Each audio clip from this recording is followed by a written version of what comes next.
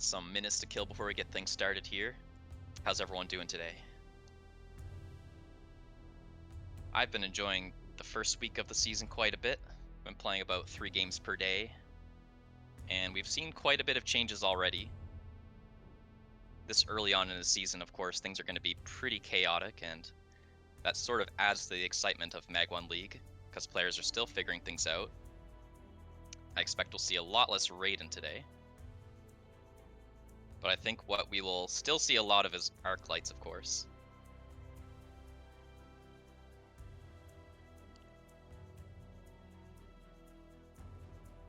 Now today we have absolute crazy group.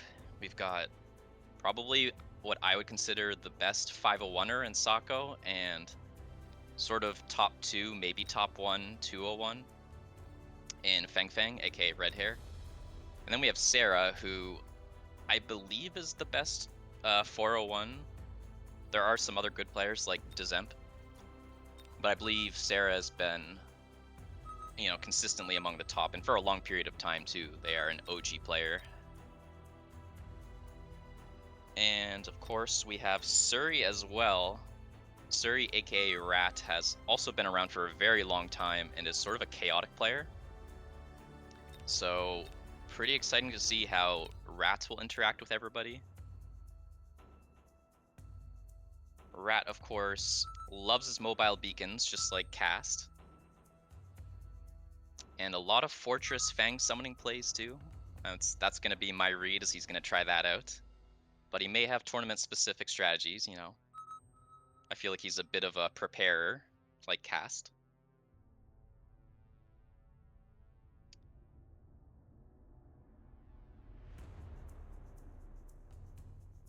So our first game is going to be Rat and Fang. That could be a banger right off the bat, because both players may do aggro. We may get a headbutt right away. I haven't seen much matches between those two, but I feel like it would be very chaotic. Now that Wasp jump drive is 100 though, that's going to affect both players quite a bit, because both players were relying on Wasp quite a bit.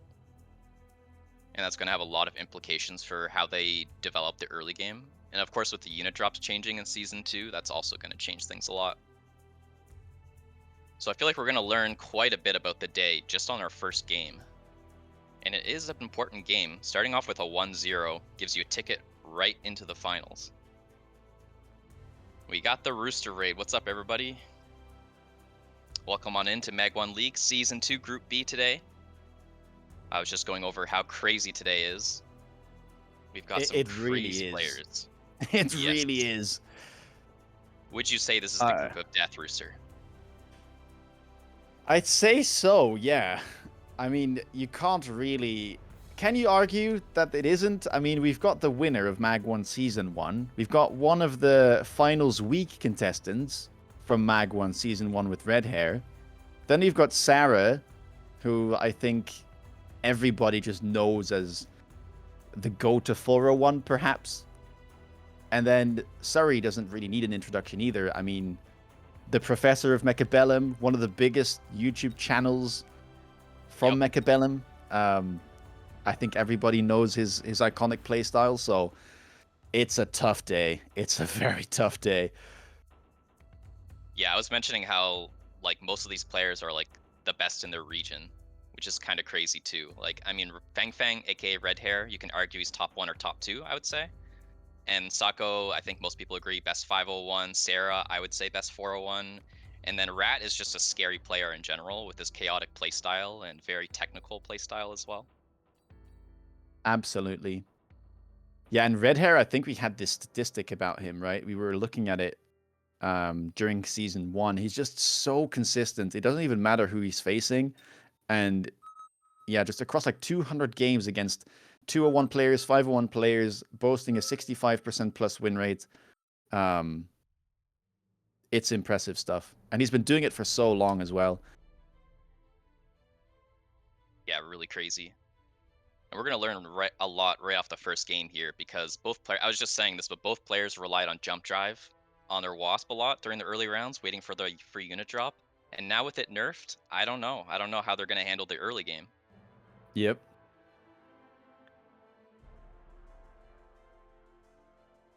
Yeah, so round 1 here will be between Rat and Red Hair, or Fang Fang. Yeah, just a completely crazy game because both players may play aggro, and they're both just really creative players. Red Hair, I would say, is one of the more creative 201 players. I mean, it's a bit of a biased take for me, but like, I really respect that Red Hair is not only like an absolute beast in tournaments and in ladder, but he also does it with a varied playstyle. He's very tempo-centric as a player. Yeah, he's It's a honestly like bit... a Sako equivalent for 201. Yeah, I think even more aggressive though. I think Sako has like gotten more measured. As in like Sako has gotten a playstyle that maybe even resembles a bit like Flower Fairy. I feel like Red Hair is maybe more comparable to something like Sarah. Sarah, ever since moving over from Standard and playing Melters and Mustangs, has gotten such a tempo-heavy playstyle on aggro, and I think that's what Red Hair does as well. At least every time that I faced him on ladder, if I end up losing, it's like by round 6, just because of the sheer pressure that he puts onto his opponents. Yeah, no, I like that take. I think you're right that Sako has become a little bit more chill these days, like sort of going for rigid, strong plays with no crazy weakness, right? And it really worked out for him because he did win season 1. Yep. So we'll see if that rigid playstyle is still, the way to go in these tournament situations. I think on ladder, that's been the case for a long time. We're playing very rigid and strong, stable, gets you really high MMR results, like just playing Vulcans, playing standard. Aggro historically not done as well on the ladder. I think in tournaments, aggro has done fairly well, so it's interesting to see the difference there. That's why tournaments are so exciting because the play styles, the uncertainty adds a lot, especially in a stressful environment, right? Yep. And I mean, aggro got a new toy as well recently with the addition of Sabretooth now as an opener. I think those Sabretooth pushes have been looking real scary. Yeah, some people have been comparing it to the Phoenix start of the olden days, and Phoenix was a very strong aggro unit, and it was a starting unit as well. Yep. And Saber is just like it's single target just like the Phoenix, but way tankier. A bit of a different role because they're slower, so you can still get abused by a lot of the ground effects and things of that nature, but I'm sure the win rate, the pick rate of Saber is really high right now, and we'll see if it has a big impact on today.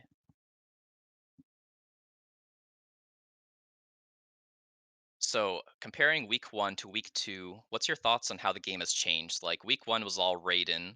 Week 2, I feel like it's moved a little bit away, maybe more towards the Sabers. Oh yeah, for sure. I've seen so much less Raiden on ladder. I don't think the unit is bad. I think the unit has its moments to shine, and it's still an absolute scary late game powerhouse. It's just a bit slower to set up. You need the levels, you need like an item maybe, you need to get the text, and those got more expensive. So it's slower to set up, and because of that, people haven't been defaulting to it like round 3 Raiden, like just get it out as early as you can. But on the right board, I think it can still be strong. But Sabretooth, it's available on round 1. All 3 packs, whether you started with Fangs, Crawlers, or Arclight, are good. And I wouldn't be too surprised if we see some of that here, especially from players like Red Hair and Surrey. Yeah, we will see how that happens. But we are starting into the packs now. Well, we've got a scary quick supply pack with the Sabers there. Rat opting to go for the Steel Balls and Arclights, and Fang Fang actually not wanting those Sabers. Everybody wants the arc lights. I'm not surprised about that. They are the best chaff clear in the game right now. They're so cheap for how good they are. They're good against every type of chaff. I mean, even Fangs, they're not bad against once they get Fang Shield. Like, yes, it's worth it to click the Fang Shield button against arcs, but arcs shoot just fast enough that you can get away with it. So they are Yeah, and I crazy in the mean, meta. you need chaff clear at any point in the game. So if you can afford a chaff clear unit on round 1, and then that chaff clear unit will just scale along during the game and still be useful by round 10, I don't think you'll complain having them in your Whoa. starting lineup. These That's a players are quick round so one, though. fast. Holy Yeah. crap. Ooh. No chaff You get though. those. Yeah, no chaff. I kind of like it though. I mean, into triple arclight, I can understand. It needs the DPS against the steel balls if he wants to have a chance. You get those vertical sledgehammers to kind of stall the steel balls, but the left side is a bit useless. Yeah, it's AFK. I don't even think the tower pressure will matter much. But Oh, it's not no even assassin needed. balls.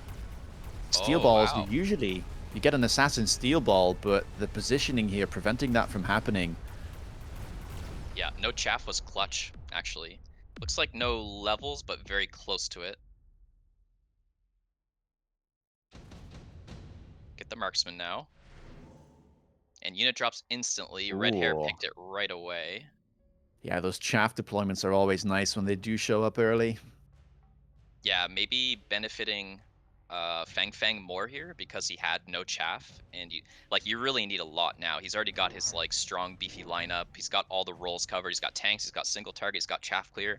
So getting free chaff is a huge deal for him, I think. Yeah, I agree.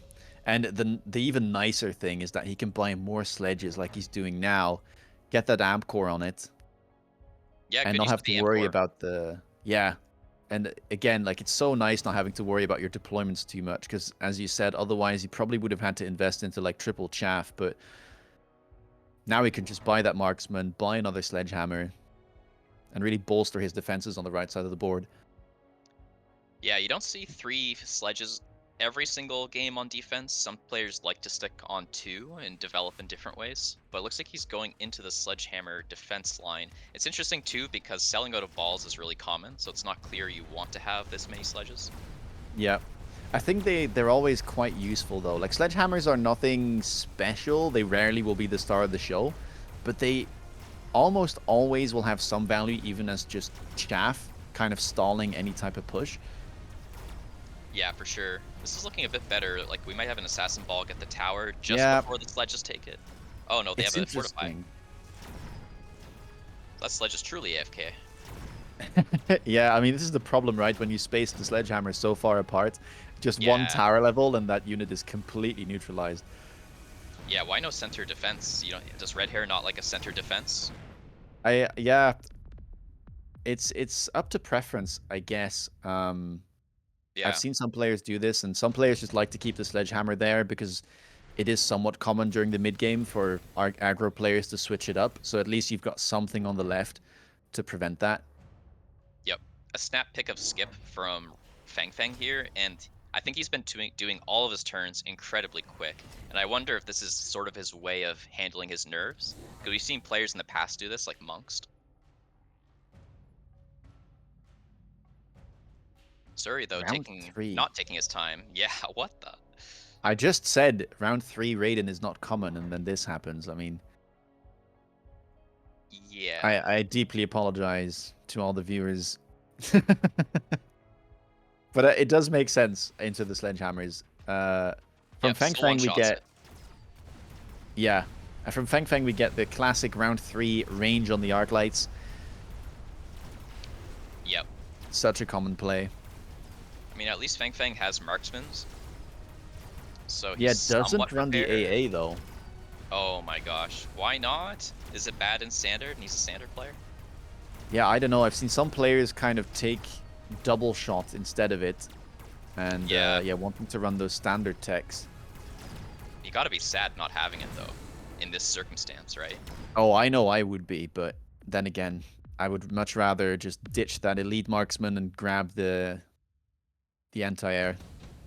Really small loss there for Rats, so I think he's happy to... Oh, Yeah, laser's fantastic here.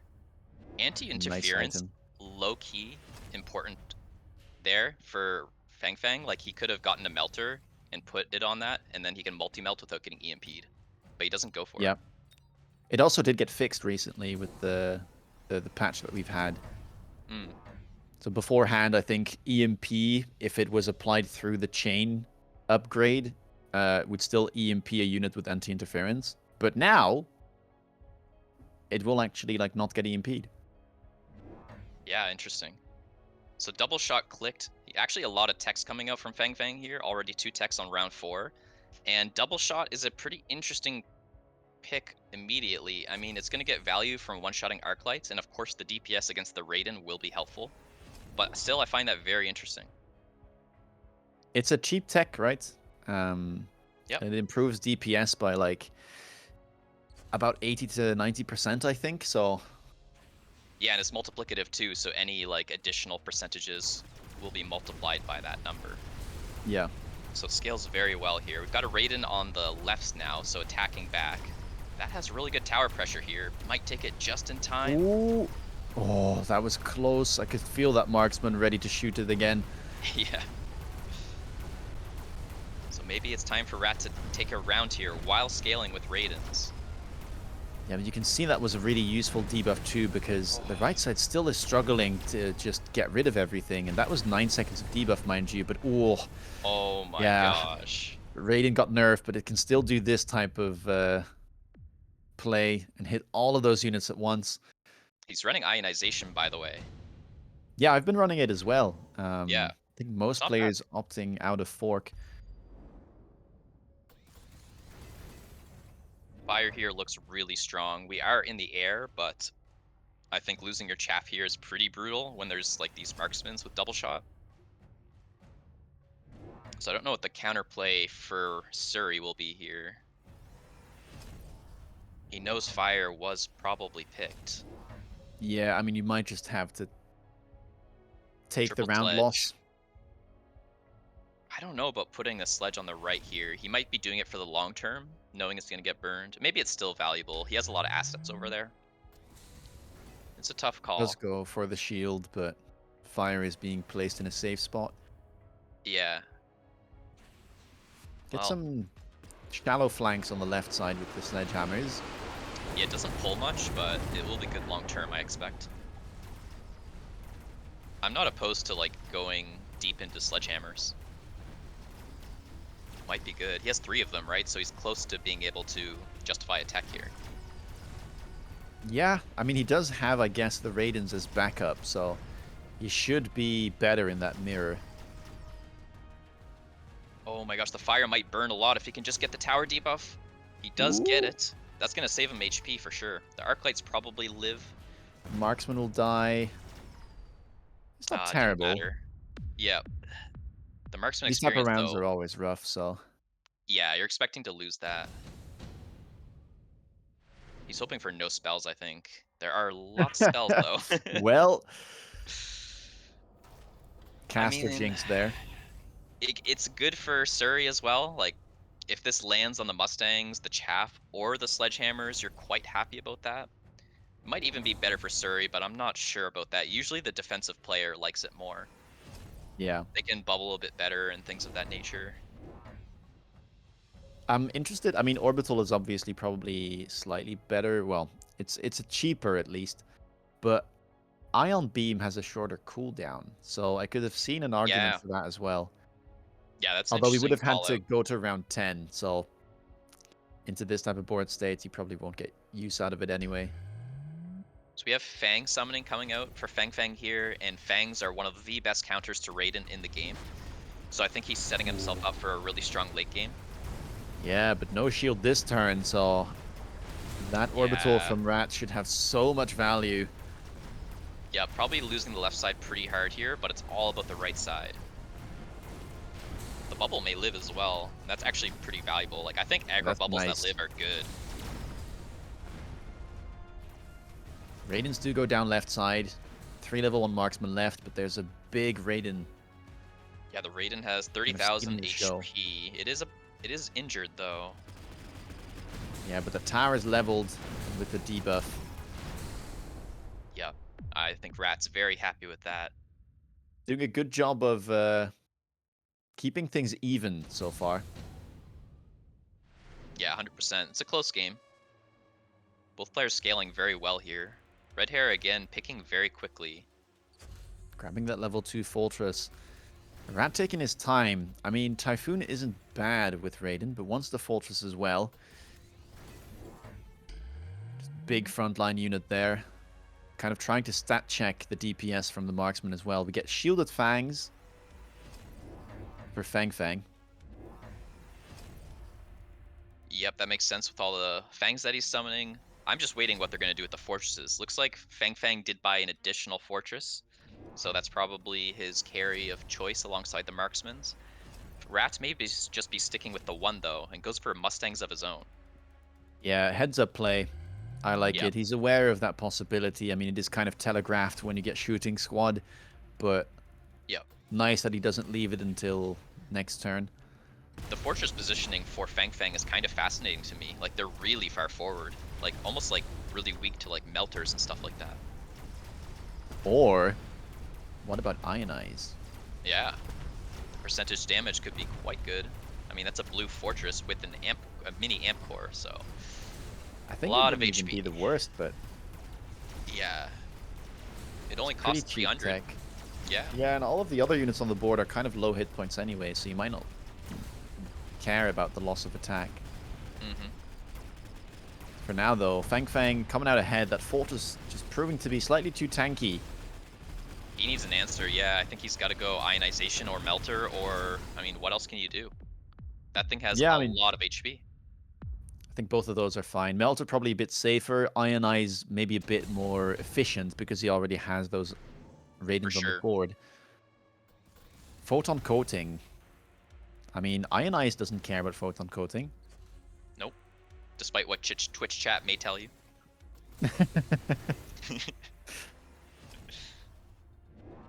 Yeah, let's see. Looks like a bunch of crawlers, so his money is going into techs, I imagine. Well, he has 250 left, so that's not going to be quite enough. Picked up all of those levels on the Raidens. Oh, okay. He went for just a stats turn with Chaff. I don't know if that will be enough to take down the forts, especially if Feng Feng Yeah. buys more. We'll see, though. Fang Fang still a lot of resources left. Hasn't really done too much. Photon Coating Finally. finds its way on the level 1 fortress. Yep. Feng Feng finally taking his time after playing so fast the rest of the game. Wow, and I just want to highlight the Mustangs here on both players' ends don't have HE available, and it's a tech that I've actually started to like a lot recently. So many Shielded Fangs have showed up, and if you have level 2 Mustangs, it doesn't even do that badly into crawlers either. Yeah, for sure. That's a good shout out. So we're getting some more blue fortresses. I think that is the secret sauce until we get something like a melter Oh. or an ionization. I mean, this will just be some big hitters here battling it out on the right side. No chaff in front of either of them, so they'll both Yeah. insta-lock. Really good use of the But, amp cores as well, smamp cores. yeah. Well, it's a bit of a... It's not a fair 1v1 fight. The marksmen there are chipping in from Fang Fang. Yeah, this looks bad for Rat, I think. Yeah, this does not look ideal. I mean, I'm not even sure if Ionize would have been able to do anything, but No, no, I I don't would think have so. just liked to see it, just to see, you know? Just... Yeah, I mean, it is good. It's just, this is such a tricky game state. I think Fang Fang's really set himself up for such a strong board here, and that Oh, is may that be his it on the first game? game. Oh, my days. Yeah, the Wow. Fortress was clutch. I mean, it was Yeah, a close game to suddenly it's the end, over. right? Yeah, it was so close up, like, up to around 7, but then I think, yeah, Rat just needed an answer into the fortresses, and leaving it one turn too late. Yeah, It's tough, though, because, I mean, what do you do? Like, Fortress Mustang, maybe you can buy your own fortresses, but it's tough when you've already got the Raidens as well. for Um, sure. I think Ionize should have been maybe something, but they were still getting stuck on chaff a lot. Tough game. Yep, And strong display from Red Hair. yep. Very, very well played by Red Hair. So I'm going to go over the format really quick for today. So we're going to have 5 matches. The first 3 matches are going to be best of ones. So we just concluded our first best of one. Our next game is between Sako and Sarah. That'll be another best of one. And you're only out if you lose twice. So nobody's out yet. You need to win twice also to escape from the group. Only 2 players will get out of the group today. We have 4 players. So starting off with a 1-0 for Feng Feng, very nice. Just needs to win his third match of the day, and then he's out immediately. And also, importantly, this will not be the last that we'll see of Rat, as he will be showing up in that first best of 3 later on. Yeah, that's right. And his life will be on the line then. So, Sako against Sarah, how do you feel about that matchup? And have you been watching any of them play lately? Sarah has been playing. I have seen them on the ladder. Yeah, I have seen Sarah quite a bit. Played into him a couple of times myself, and still scary as ever. He took a bit of a break to play a different game, and I think immediately as he was back, he was just performing again with the same iconic aggro playstyle that we saw a couple months ago from him.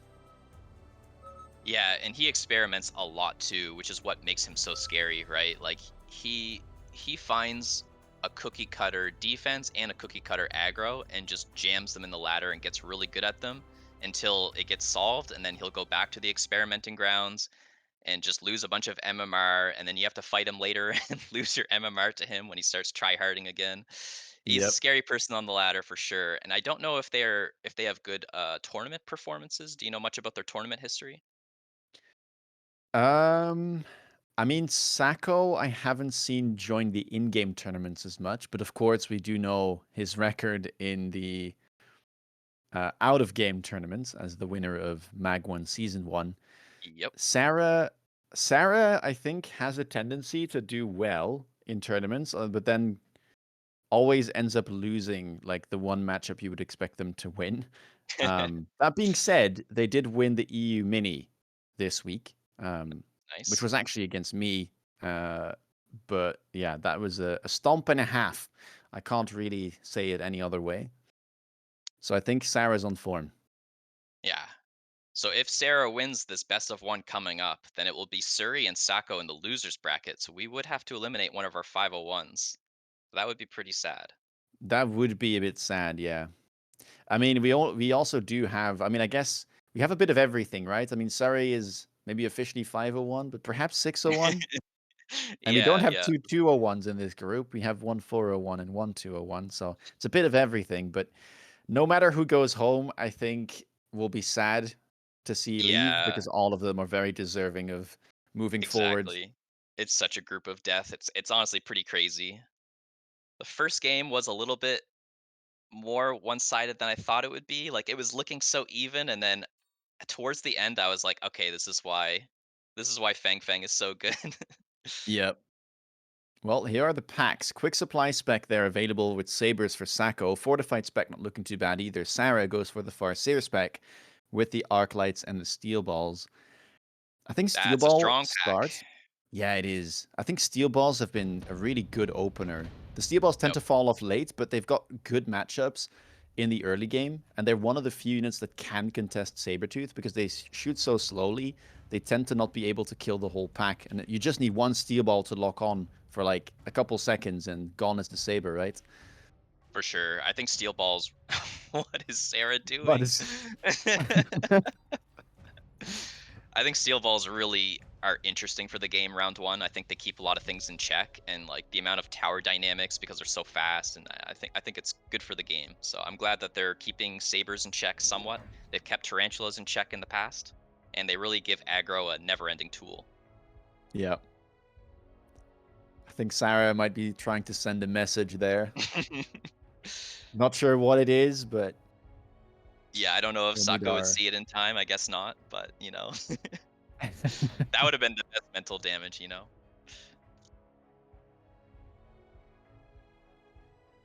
asymmetrical setup here from Sarah. Something different again. Kind of used to seeing him play symmetrical aggro boards as well. Yeah, this is very spicy. And looks like Sako is doing the behind arc lights. Sort of. You can either put them behind or beside, and me and Rooster have been discussing the merits of both. Looks like he goes for beside, but with a lower posture. This is called a center defense that Sako is doing, by the way, when you put everything in the center.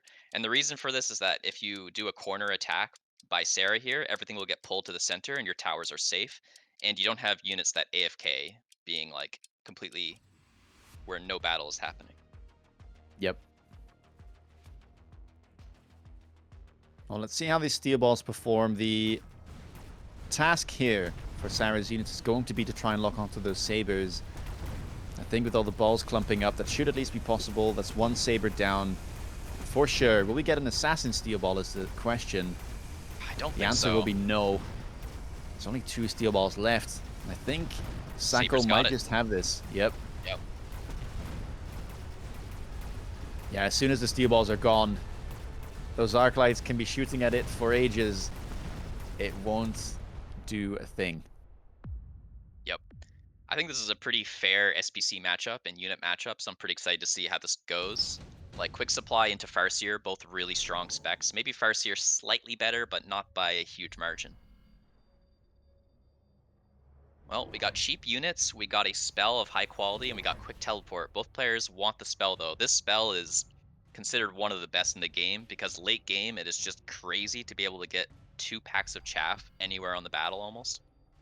It is so annoying to deal with on round 2 as well if you're playing aggro. For sure. Because it spawns, I think, like 2 packs of crawlers. Yep. So it's so hard to properly defend. And you don't really want to be putting a lot of resources in your backline anyway, because that defeats the whole purpose of your push. So yeah, oftentimes it'll just be kind of a mirror and trying to get debuff or use it defensively. Yeah, I think defensive use for Sako here makes a lot of sense because you can't defend it with your natural deploys, at least efficiently. No. And yeah, it's just like if you do it aggressively as Sako here, you will not have enough tower pressure to justify putting it offensively. So he considered it at first, but then I think sort of ran the numbers and thought, yeah, I need this thing defensively. Yeah.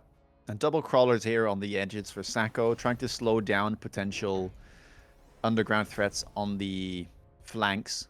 Kind of try to delay it, and then hopefully that underground will be able to move over during the Yep. stall. He takes the defense enhancement as well, so he will have a better matchup in the crawler battle. They can survive one more hit.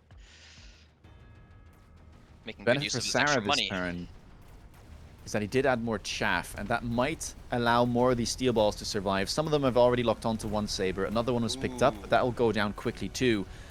And with brutal. how these balls are facing, maybe this time he'll manage to get a debuff.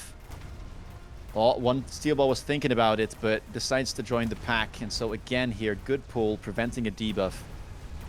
Yep. Sarah punches back, much better ball connections, wins the crawler duel despite the defense enhancement. Yeah, And now he wow. I gets a mean, Farseer.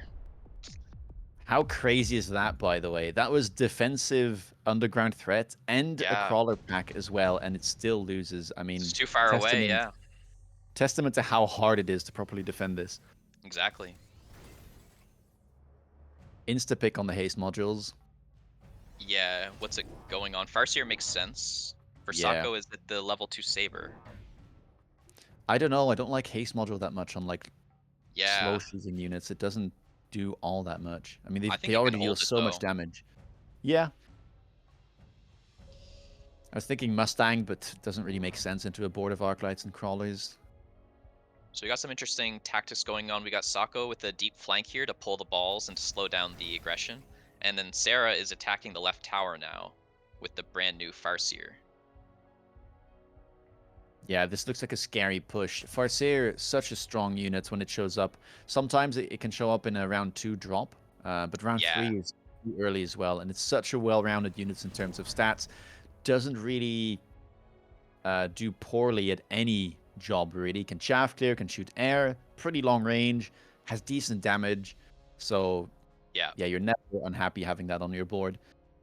Yeah, it has a really good splash number too. 8 splash, one more than Arclight. So the amount of times that it splashes balls and sledges, it's like almost every time do you get multiple connections. Yeah. Oil. Ooh. I mean, he's really slowing down that right side. He has the deep flank and he has the oil. That is working wonders. Steel Ball's so delayed. That'll allow these Sabers to at least work away at the level 1 pack of Steel Balls and not get overwhelmed by numbers. Yeah, looking good for Sako here. Good reset of the tempo here. And we have the unit drop coming up, right? Yes. So that'll decide a lot. There I are did some like. Go ahead. there are some really strong some of the strongest packs in the early game, I think, are in round 4, so Yeah, for sure. They get really spicy. Like round 2, you don't really get spicy games out of it. Like you get really like balanced games, I would say. Round 4, like anything can happen because it's such a massive injection of resources on a turn where you have enough money to get multiple techs. Well, let's see. Phoenixes? Phoenixes.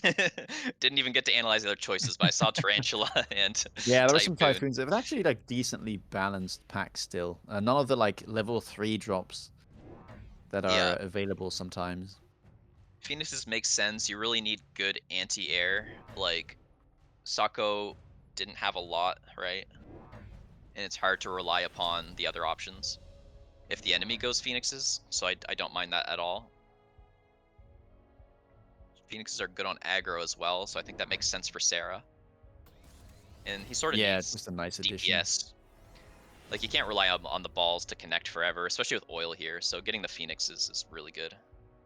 They're definitely starting to fall off now as we get side armaments, or secondary armaments, on Yeah, the interesting. Sabretooth here from Sako. I'll be honest, I have not been experimenting with that tech at all, but I see some players are. I just like the double shot, you know? But Yeah, same. I I think they kind of do imagine, the same job, and double shot probably does it better. yeah, maybe against balls though, the armament's better. I'm not really Yeah, sure. the awkward bit is that level 1 steel balls have 4.5k hit points, and level 2 saber with secondary armaments only deals 4k per shot. So it still doesn't Oh, one shot, and it doesn't have splash. So it's it's a really awkward tech. It's hmm. good against sledges though. Yeah, that's interesting. Maybe they should buff it a little bit, because if it can't kill balls, like, I guess if it has the help of arclights though, it's not the worst. yeah, true. Arclights can definitely provide that remaining 500 damage. So Sako defending the left side very strongly here, and the oil is still there, so he may also win on both sides here. Although Sarah still has a lot of HP remaining, so I don't think Sarah will be sweating too much. I think they'll be happy that the oil's gone. And Sarah still is pretty healthy. Both of them now sitting at 3100. Yeah, evening things up. I wonder if the balls will get sold or not. I think knowing Absorb. Sarah, he often keeps them around, but Yeah, he does. Yeah, it's interesting. Like, they're fine as tanks, but I guess it depends if you want to go for a tall board or a wide board. Maybe Sarah's more of a wide player, likes to keep all their deploys. yeah, they do often go for quite. It's like almost a standard board, but more forward. Yep. Got a deep flank for Sarah now as well, also wanting to pull some units that will pull the Phoenix, and the Phoenix was a big part of why Sako crushed the left side this time. And it looks like Sako going for their own deep flank to pull, I guess, the Farseer and just the Farseer and a little bit of Chaff. So they want the balls to come in and just get destroyed by the Phoenixes and the Sabretooth with secondary armament. Yeah, both players here really using very tricky positioning to kind of split up these units and abuse the targeting. Yeah, exactly. They're just slicing it. Ooh, the mech div on Ooh, the balls. They are well, in it. they definitely will be kept. Yeah, that is such a strong tech if it's not handled by hackers or EMP, right? I think the efficiency on that tech is just insane, and that's why it costs 350. It's pretty good, yeah. But then you have a look at the arc lights, and second tech EMP is only 400. So Exactly. I mean, you can photon, but then there's the photon bug, and that's part of the reason why balls are not so popular.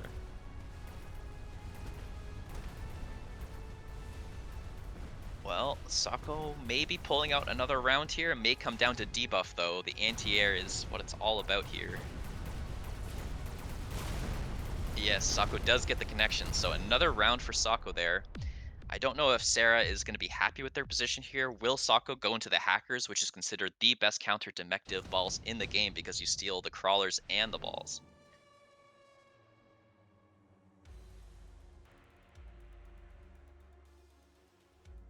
Not super exciting cards here. I could see Beacon good for the aggro of Sarah here. Intensive is a good general value card, and Photon decently good on balls. Barrier, however. So is that Melter? It is Melter. Sarah does love Melter. his Melters. Replicate comes out. I mean, Melter is such a blast from the past from him, though. It really is, yeah. There's no Mustangs, but maybe there will be at some point. I'm not sure about the replicate. Oh, the replicate's because of the underground crawler drop, so it's just a tactics play, a bit of a tempo play here. I think that makes sense. And defensive once again. Same spot for Sako's underground crawler, but Sarah's moving it to the other side. So it looks like the attack is shifting a little bit towards the right side here for Sarah.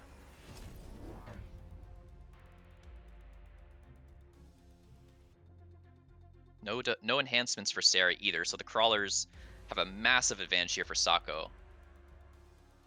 A little bit of fortifications as well. Scared to get debuffed because maybe that's the one way Sako was worried about losing the round here. It's a pretty cheap way to defend against it as well. Only 100 per tower for that first level. For sure.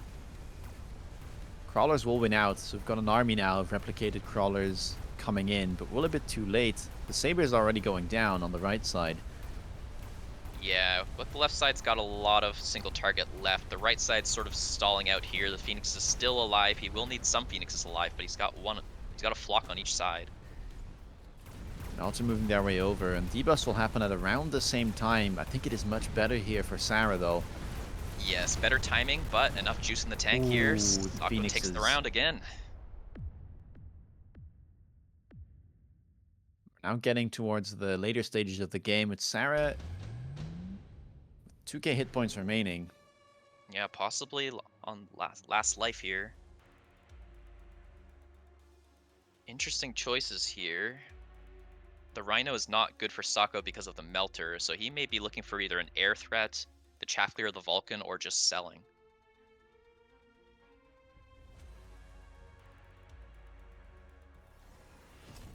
Looks to be the Vulcan for Sarah. Yeah, the Replicate Crawlers. Makes sense to get some extra help there, utilizing oil it looks like. Yep, Sako has it available as well. It is back off cooldown. It's going to burn a lot of Sarah's own chaff though, right? Because of the mech div balls running into that oil. But I guess they don't care. Range Phoenixes from Sako. Yeah, I like that. I think it's too late to go into Fort Anti-Air, so just sort of having Phoenix as their carry behind the Saber Teeth. Never having to worry about losing their Anti-Air, and EMP possibly an important source here. It can deal with the balls so that the balls don't summon crawlers, and it can EMP the Melter if those get out of hand. Yep. Speaking of EMP, second tech on the arc lights picked up. Alright, we got some EMP source. That's going to handle the ball mech div really well. And oils on both sides. But no fire, so the Vulcan was sold, I suppose. Wow, But now it's unlocked. Yeah, I guess. Yeah. Interesting. Well, We the just EMP use the might be slow one huge. round and then fire next round. Min-max the value. Yeah, that might be it, right? But definitely interesting. The balls are looking really not good here, I think. But the melters might be a really good transition. Whoa, such a good lock on the left side on that big saber. Yeah. And this is where the secondary armaments kind of start to hurt the sabers, right? Because now they can't really compete anymore in the late stage of the game because it doesn't scale with range. Yeah, exactly. The sabers are just like bad chaff at this point. I mean, of course they do some damage, but the melters are just a significantly better saber in this portion of the game, I think.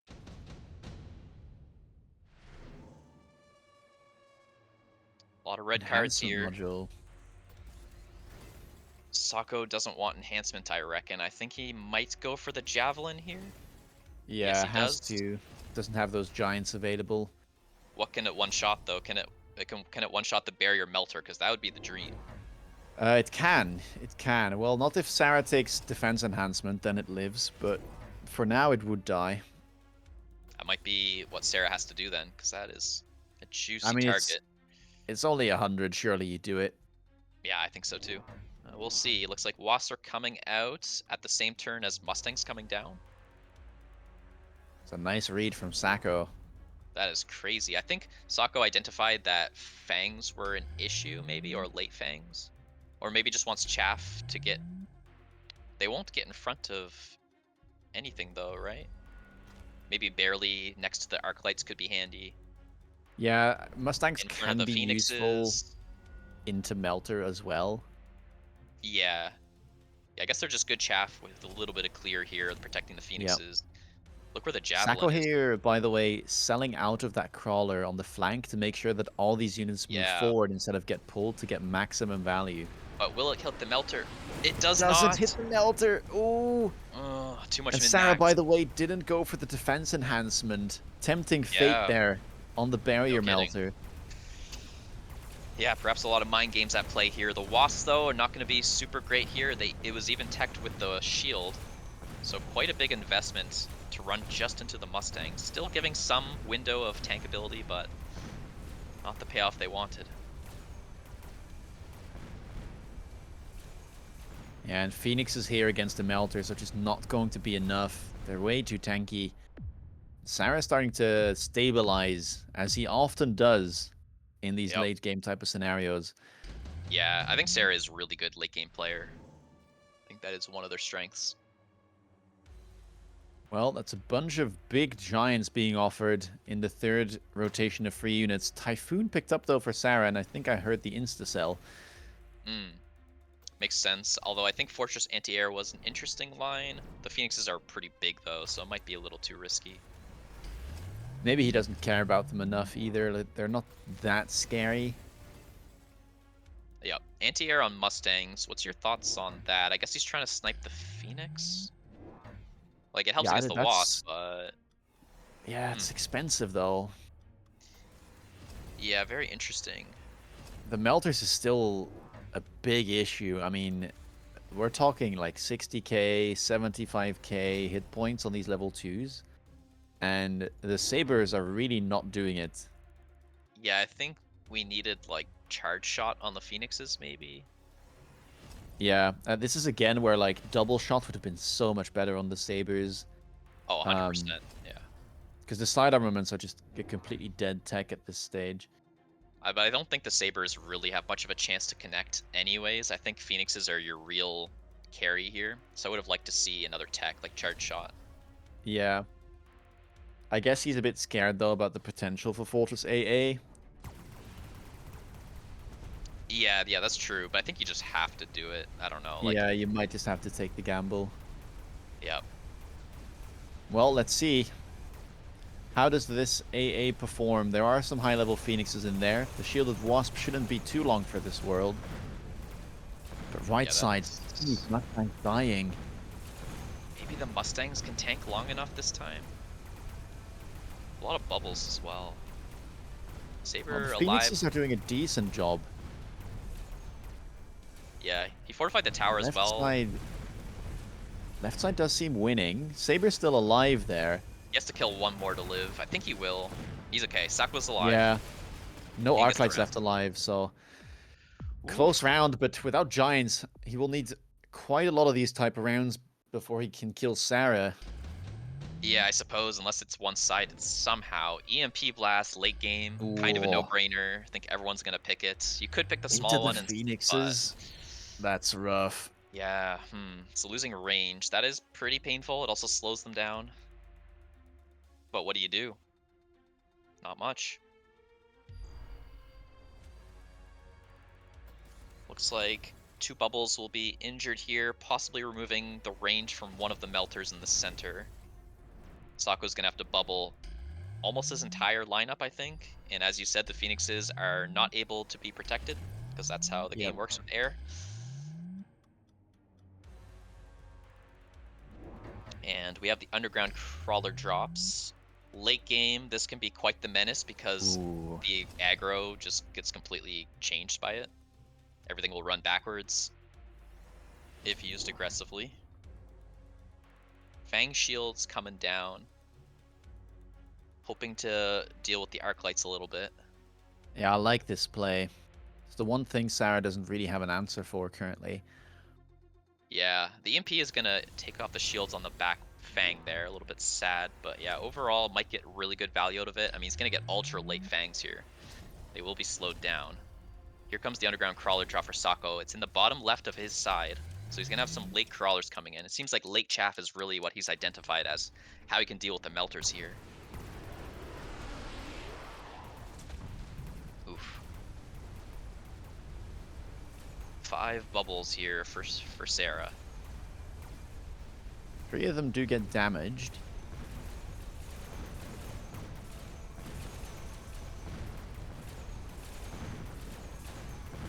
Well, we're still working through all of the chaff on both sides, and then it'll just come down to the DPS units. Who locks on first? But no Phoenix range is so painful from that EMP. Oh, the right side may have a Oh, the chance of winning though. Farseer. Right side Oh, this time. oh my And gosh. somehow, some way, Sako is holding on, but it'll go to round 11 because, again, small units means no damage at the end of a round. Yeah, what a crazy game. I can't believe Sako's turned this around. Those melters looked invincible. A quick cooldown for Sako here gives him his javelin back. This could decide Ooh. everything. Underground crawler drop picked up for Sarah. That's right, a second copy of Underground Threat here. Another defensive use from Sarah. What do you try to hit, though, with the Javelin is the question. Because all these Melters are potentially level 2, and they do have that Yeah. defense enhancement, so they can't die. So The we've got balls a on the big steel Phoenixes. ball on the right, and we've got Yeah. a Farseer on the left. I So think those I look like the juicy. Farseer as the target. Yeah. He's been winning the right side. So I don't know if his focus will be on like starting to win the left side or doubling down on the right side. Looks like it might be doubling down on the right Ooh. side. Okay, I mean, he will hit a Vulcan that just appeared there. Yeah. And the balls going down as well as an arc light, maybe 2 arc lights. That is a juicy javelin if it hits the way he wants to. One issue is that Vulcan will fire its missiles before it goes down, but I like the crawlers in the front. Yes, the Great to distract barrage. against the EMP and the incendiary bomb. Yeah, there's 2 different like barrage effects basically, and Sako has taken care of it. Underground crawlers here, subterranean blitz for Sarah. I don't know if that's new, but that's pretty good late game here. A deep flank with Sako, look at that. The Crawler and late a sledge. sledge pull. Wow, Yeah. wait, the Vulcan got pulled back. It's not gonna get killed by the javelin. That was gonna be a crazy javelin. It's still a good javelin though. But then Although, the balls get no. it's gonna be kicking himself. He only got an arc light Oh my days. and damage on the melter. But you know the Well, he deep did flank hit the might be melter insane. this time, but Yeah, getting that 70,000 damage will be nice. Left side is insane. So much stuff left. They were running into fire, sort of. A lot of this will come down to EMP. oh, the Mustangs are going though, and that was what was causing some problems for these melters. Sako has a lot left. Oh, I think that's enough. The Phoenixes prevail. What a game. Holy. Was not expecting that at all there. Phoenixes pulling through. Wow. And you've got to That was imagine a what would have crazy happened. game. Yeah, I mean, there was this like turn with Fortress, right? Maybe Fortress AA could have done something, but Yeah, that line was interesting. The Phoenixes were big, though. yeah, I mean, there were like the middle ones were not really that high level, and I think Yep, AA Fort works well up till level 3. After that, it gets a bit dicey, but for sure. what a nice game. Really nice Yeah, game. Like, lots of great early spells. game by Yeah, Sako, then kind of falling behind once the melters came out and the side armaments became less useful, and then somehow stabilized there with the help of the Mustangs as both chaff clear and anti-air, but also late chaff against the melters. yep. Pretty sad about the Wasp attempt there. Possibly a pivotal moment where you invest so much, you take the 300 cost energy shield tech, you buy 3 of them, and it just didn't pay off because the Mustangs came down on that turn. Yep. Well, that means that our next matchup should be Sako versus Red Hair for a chance at being the first to go through in this group of death. Yeah, one of these players coming through here. That'll be another best of 1. And the loser is not eliminated either. So really, it's just about who's going to get that quick escape out of the round, the group B here. Also, we got some stats on the screen here that we can talk about. So we have win rates, average match time, max MMR, and average MMR. So going through them here, the win rate for Sako 74%, completely crazy, higher than anything in Group A. Red Hair 69%, Rat 64, and Sarah 54. Now, Sarah, Yeah. as we talked about These earlier, an are experimental, so Yeah, these are also Season 1 stats, keep in mind, so it doesn't take into account, like, the changes with Raiden and Sabretooth. okay, good catch. Yep. And also, Sarah didn't play for the majority of the end of Season 2, or Season 1, that's probably why the stats are a bit skewed. For the others, it does show their pedigree, and I would be surprised if somehow those stats changed a lot. All four of them, I think, have been doing really well on the new patch. Yep. Interestingly, I know those are old stats, but both Red Hair and Sako had the exact same peak MMR, 25-22 on the dot. I'm And telling what a you, these are number. these are like Yeah. the same side of the coin, different coin. All right, well, 2 coins here, about to battle it out. Heads or tails is going to be the question. USA, USA. Benjamin Franklin, right? That's the name of the guy on the coin, I think. I don't know. I'm Canadian. Something I don't like know these that. things. I'm Dutch. I mean, I'll know less than you. I can tell you that much. So, both these players capable of aggro or standard. Yep. Both players have played each other quite a bit, tournaments and ladder alike. So, I'm not sure what's going on inside their heads, what they're going with. I don't know if they think standard or aggro is better in the current meta. Yeah, I think Sako does subscribe to the idea that defenders have a slight advantage, but it is also somewhat dependent on RNG, right? Do you get the right cards, the right spells? If you have those, then aggro can get out of control. And obviously, with the sabers, you can create tempo with that pack. Yeah, for sure. Now, I kind of want to ask chat here, right, about their opinions. I'm going to introduce both of the contestants, and then I would ask chat to put in who is their preferred player in this matchup. Contestant number 1 doesn't need an introduction, but I'll still give him one. The uncontested GOAT of 501. And though Canadian by birth, he's American by heart. He's the winner of MAG1 Season 1 and recently picked up the trophy in the Rust and Furious 2v2 tournament. Ladies and gentlemen, if he's your preferred player, please give it up for Sako.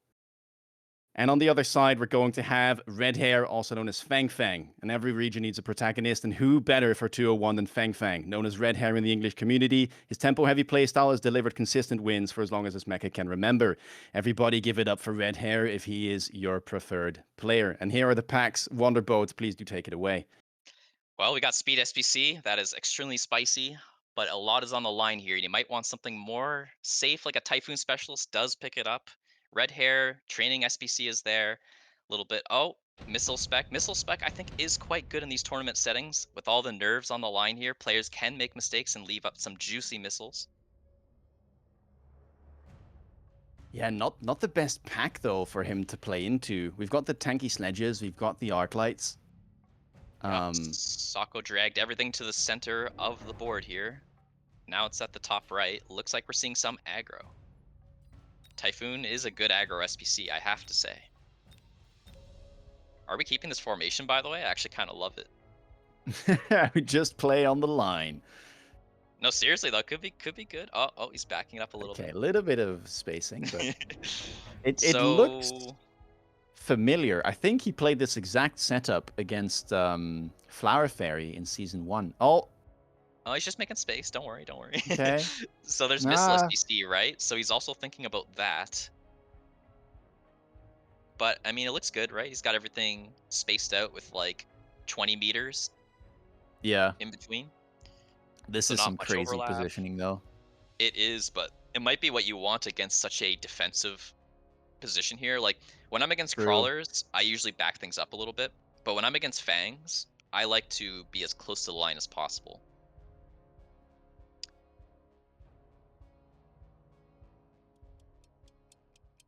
I think Sako should be favored here. Does have those arc lights, and it tends to make a difference on round 1. Yeah, we got some AFK stuff for Fang Fang. His Fang, I think, will run to the tower. Oh, maybe not. Okay, so just a pull, everything getting pulled except for One one lone Fang. Fang on a journey. Yep. Yeah, we'll see how long Fang Fang can stall here while the marksman gets some really good shots. Yeah, one Arclight's already down. Right side, though, should overwhelm the marksman and probably get a debuff.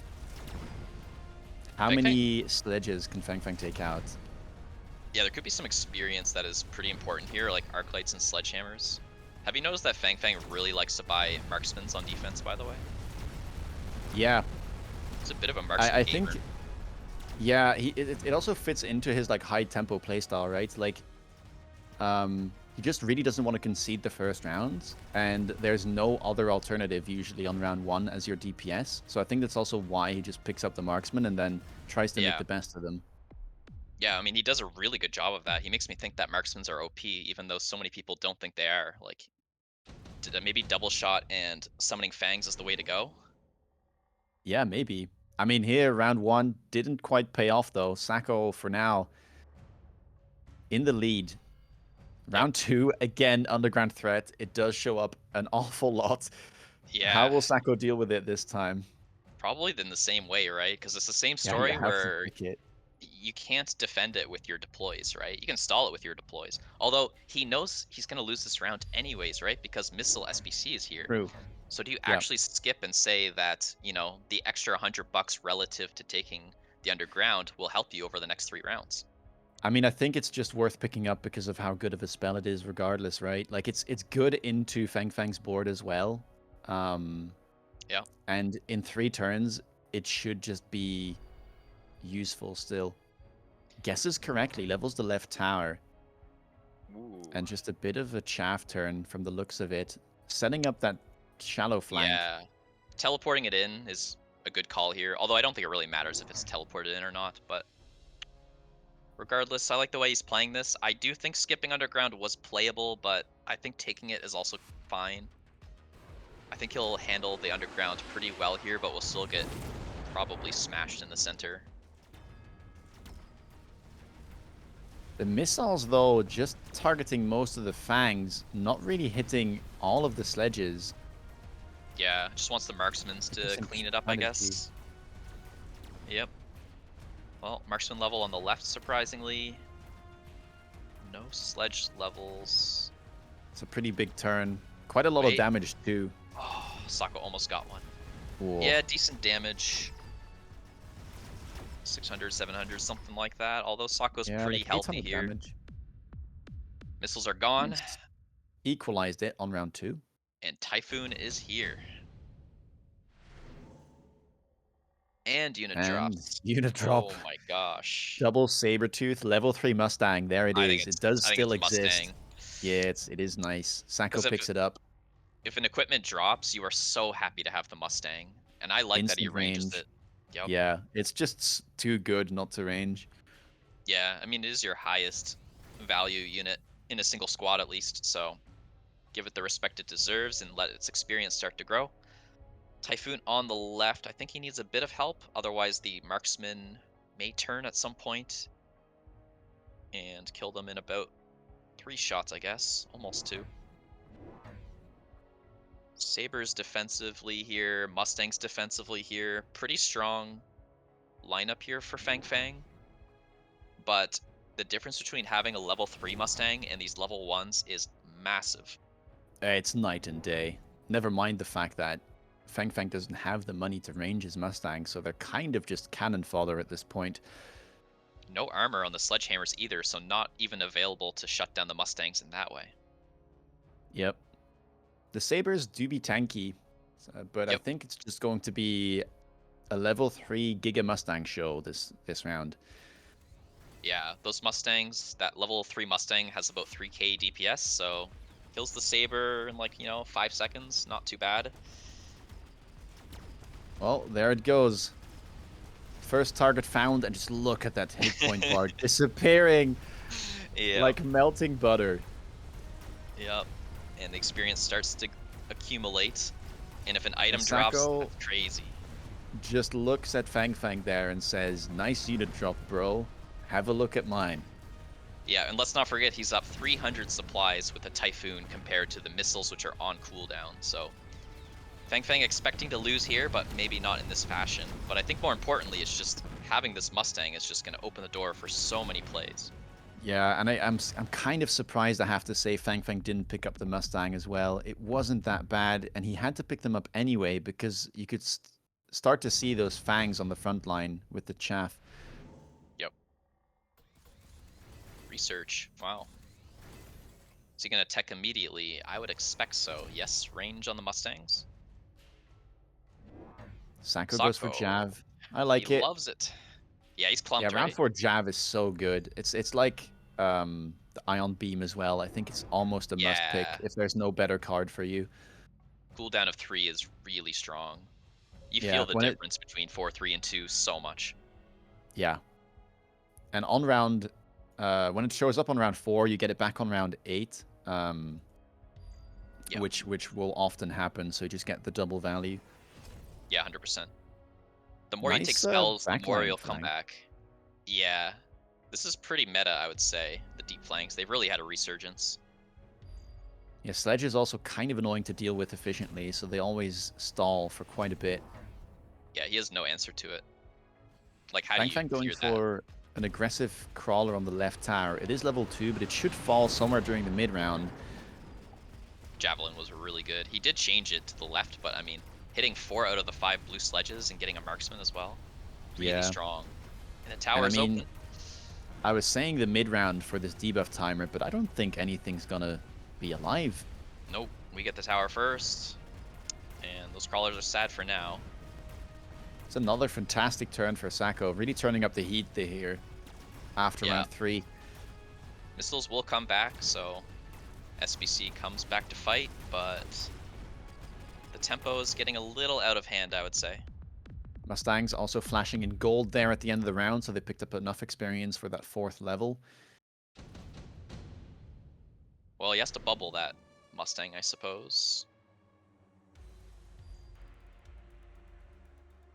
Probably EMP or skip, I would say. Supply enhancement is just definitely not good here.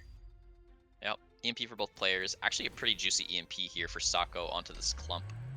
But a bubble probably comes down. I wonder if Missile? red hair, yeah, missile. I was going to say it. Yeah. Is it a You've got to misplay? imagine he does. Is the bubble positioning a misplay, do you think? Put it back a good I 30 think so. meters? Yeah, yeah. I don't know why you would put it this far up. I mean, he's trying to be very greedy and Mm-hmm. also protect some of the crawlers or the sledges, I guess. But this is missileable. Oh, hackers. Hackers, wow, with barrier. I mean, into the Crazy. scorpions, this can be very strong. So he took research, so the barrier is 50 cheaper, and then he took field maintenance on the sledges, also 50 cheaper. He has now paid off his research, so that's interesting. I mean, this whole line is interesting. Pretty spicy play here. It'll take him a long time to clear that deep flank, though. I'm still pretty worried about his tower protection. Yeah, it's still a bit of a setup round. I wouldn't expect him to win this. I mean, he might off the EMP, though, back. not really doing that much. Yeah, It's a bit of a Scorpions, weird pickup to me, especially because you know that there's going to be a shield there. for sure. The left side Yeah. is also a problem. Left side now is starting to collapse. Yeah, Sako added some units there. Right side is being stalled somewhat. All of those sledges have been hacked and are now making their way over, but the left tower will fall. And with enough level 4 Mustangs remaining, Oh my Sako gosh. will win yet again. I think Red Hair has one more turn if he gets lucky. Maybe you Yeah. can lose one, but The bubble living is crazy good as well. Quick cooldown. It's a heavy spell game. I think you have to take it. As Sako at the very least. He's got yeah, Javelin I lined up. mean, on the missile spec, it's pretty nice too. Yeah, no doubt. Yep. We'll still have I to think wait around though. got a crawler tech coming out. Both players doing crawler techs. Yeah, Research should replicate make versus sense. drill. Yeah, drill of course usually winning out, at least when the crawlers are interacting with each other in isolation. Yeah, it kind of neutralizes, and drill being 100 cheaper. It's just a nice tech to click if you just want to try and neutralize the underground threats from your opponent. Yeah. I mean, the drill's hard wins, right? Against It's the not a Renke? hard win. It's Okay. it does win, but it's like a close fight. So I prefer saying it neutralizes. Interesting. More hackers, the barriers are really, really efficient and range on them as well. So, I mean, he is making use of the research here. He's actually made $100 out of it, net-wise.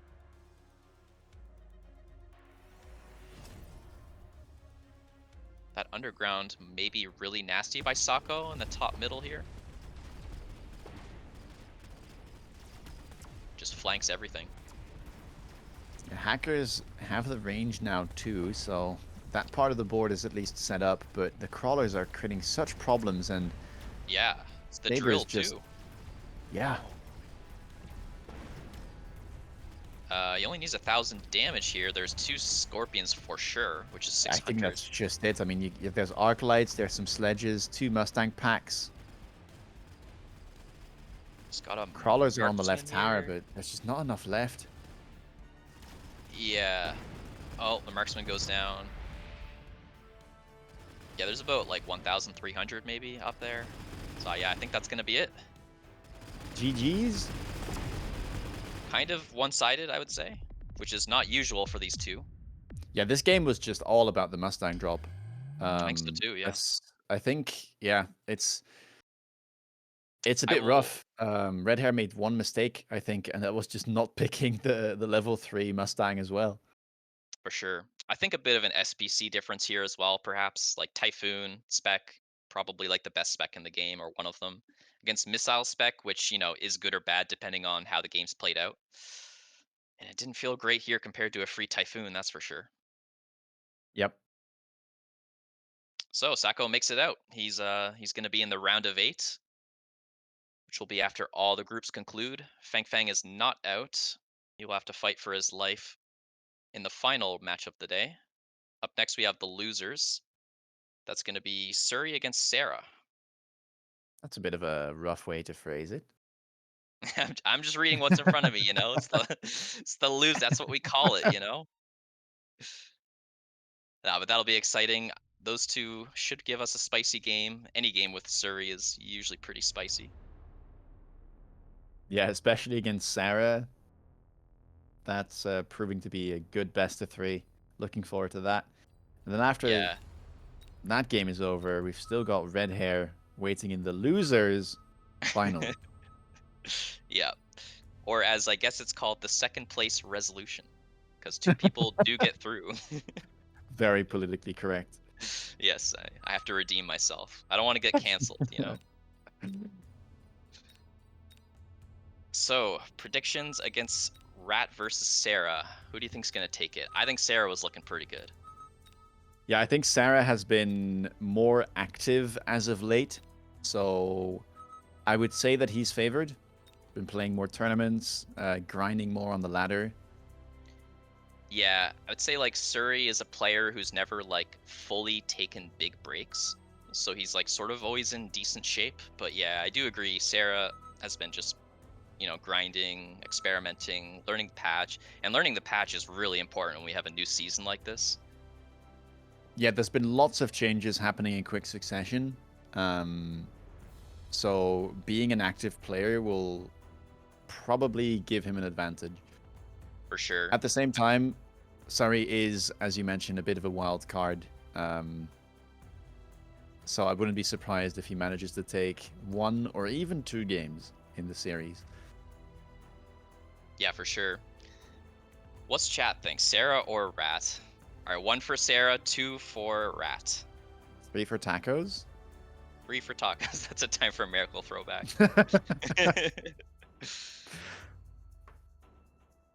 Hello. Yo, what up, Sako? Hey, hello, Sako. Congrats. Thank you. That was well, the first game was definitely really, really stressful. That was a stressful game. I I actually don't thought know you were how I screwed. won. Yeah, because I clicked the second armament and it's so good into balls, but then like it was just a range game in the end, so that I wanted double shot over armaments, and then obviously taking range makes the armaments like obviously not that good. I mean, it still kills the balls, I guess, because the balls are running into you, but yeah. that thing hurt me the most. That game was amazing. Like, it might be the best game of the group stage at the very least. Round 11, I think it went to. Yeah, I was like shaking in the end. I missed my jab because like you place a Oh, jab, then you yeah. flank, right? Yeah. That's how you miss all your jabs, right? I do it all the time. You missed But the other jab too, right? I think the melter barely didn't get hit or something like that. Maybe you didn't see it, I'm not sure. There's a lot going on, of oh, course. Yeah, the first I'm jab. trying. These jabs are hard to hit. It was Just just like like you min-maxed it, you know? yeah, I'm greedy because like I want to hit the Phoenix, I want to hit the ball, I want to hit 2 arcs. Like honestly, hitting arcs is more important than hitting like a melter because like if they have no arcs, then the melter technically doesn't do anything. But yeah, Yep. it was a shit show. But the sledge flank ended up being pretty good. Like I wanted just to win that side hard and stall, but the Vulcan incident, I think the Vulcan incident isn't good because like you're killing all your own chaff, but it ended up being really good by doing that flank there. Yep. Second game was pretty one-sided, but there was some interesting discussion points, I think. For me, it was you taking the level 3 Mustang, I think was better than him taking the 2 Sabres, and I also think the SPC difference was quite big there. What's your thoughts on that game? Yeah, yeah, for sure. Because like, what does the Sabers do? Like the Mustang just delete it. It's like similar equivalent to like taking what do you call it, like a level 3 Saber versus like 3 Rhinos. Like you have more deploys, but like that one Saber kills all the Rhinos, right? So similar to the Mustang just kills all the Sabers. Sabers didn't do anything. What's funny is I almost went Hacker Shield. The turn he went Hackers, I'm like, because like he's gonna missile strike me and like fires a thing, so like Hackers are good into Sledge, right? But I think Scorp was like the correct call there in the end. For sure. Well, congrats on making it through. We're gonna let you go as this game is just starting up. Thanks, Sako. All right, take care. All right. So Farseer specialists, missile specialist again showing up. Farseer does get picked, and marksman spec with sabers. A good Yeah, matchup here, I would say, for Rat. I think he'll be happy with that. Should deploy near the line. Much more aggressive player than Sarah is. We'll have to see if Sarah wants to play this asymmetrically or whether he goes for a type of like center defense like we might have seen from Sako. yeah. I feel like Sarah does defense significantly different than other players do it. Yeah. I mean, he always kind of sets up in the same way, and then it either ends up being a defensive position or an offensive position, like depending on what the opponent has. Yeah, absolutely. But it's nice to see somebody with their like really their own playstyle, you know, because a lot of players kind of emulate each other, but Sarah I feel has always done their own thing. Not going for arc lights here though, I find really surprising from Rat. Just opting to go for double fang. Yeah, I wonder what the thought process of that is, because you need the arc lights eventually, but it is possible that he is going for a different chaff clear unit this game, right? Maybe. Do we have any? Do those exist? I mean, if you're feeling spicy, they sure do. No, but real talk, if you get lucky and get Typhoon, I guess that's another real one. Yeah, but Um, Typhoon save. I mean, maybe. I don't know. I mean, Typhoon's broken. You can put it in any comp, you know? Yeah, true. Well, we'll see. I mean, obviously Wraith exists, but I'm not feeling it personally. Yeah, Wraith Saber sounds like a weird pairing. 100%. I mean, it got more I mean, he range should now. still be fine. I guess he knows that his opponent can only buy 2 crawlers anyway. These Sabers do have a bit of splash, and oh, speaking of, killing Yeah, arc lights and sledges there in one shot. yep. Maybe he just wants to buy the arc lights later because he can position them perfectly by doing it in this order. That's a good shout, yeah. Does lose Underground experience threat. though, but yeah, underground again. But as I pointed out in the pre-show, he loves his fortresses with Fang Summon.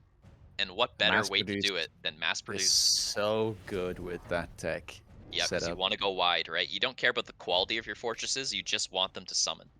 Yeah. It's good in ASIM as And well, he right? runs punch as well. Yeah, He's a punch gamer, he's which got the setup. should favor the mass-produced fortresses. Yep.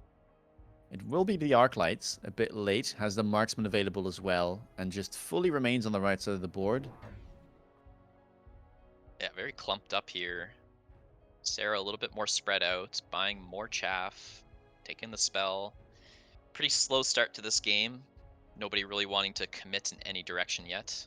Definitely waiting for the bear-like free unit drops. Yeah, left tower is still level 1 from Rat. Wondering if he wants to use some of his resources to level that, or maybe Yeah. get another deployment. Yeah, it's a tough call there. I think that fortify will eventually come, but no, he's saving money for the fortress Yep, pivot next makes turn. sense. Yep. Well, should be a crushing round for Sarah, but that's only natural, of course, with the spell coming down and with the setup. We say that. It's still Sabers, like, they might be able to pull something out of a hat. You know, sabers are pretty OP. You raise a point, but yeah, that's a lot of crawlers coming through.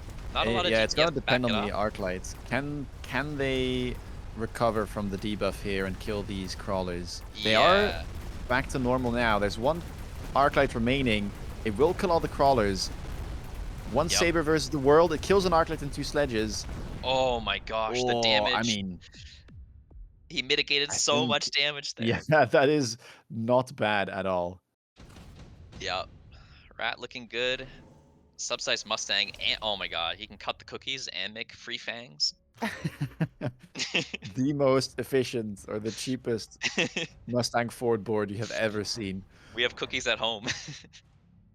That's insane. Double Fortress round 3, by the way. So I Sells really out of the like saber. the fortresses on the right side here because when you summon fangs, you want asymmetrical. You want to have a really long distance between the two boards. That way you summon all the fangs while the battle Yep. is just transpiring. So nice setup here. I want the fortification on the tower as well, but he can't afford it because he's set up for this double fortress play, selling off a saber, which is also very important because they overlap in jobs. Farseer available for Sarah, though, so another powerful turn for him after having that spell advantage last turn. Now has the Farseer, and it's aimed at the tower much faster than the units he had before. It adds a Wasp I don't like the to wasp his board. because we know that fang summons are coming out. Yeah, but this is Sarah. Sarah will always buy a Wasp. It doesn't matter what the board state is. Like, the board Yeah. needs to have a Wasp. Might be good short term, but I definitely don't like it long term. Crawler level as well, it's pretty spicy.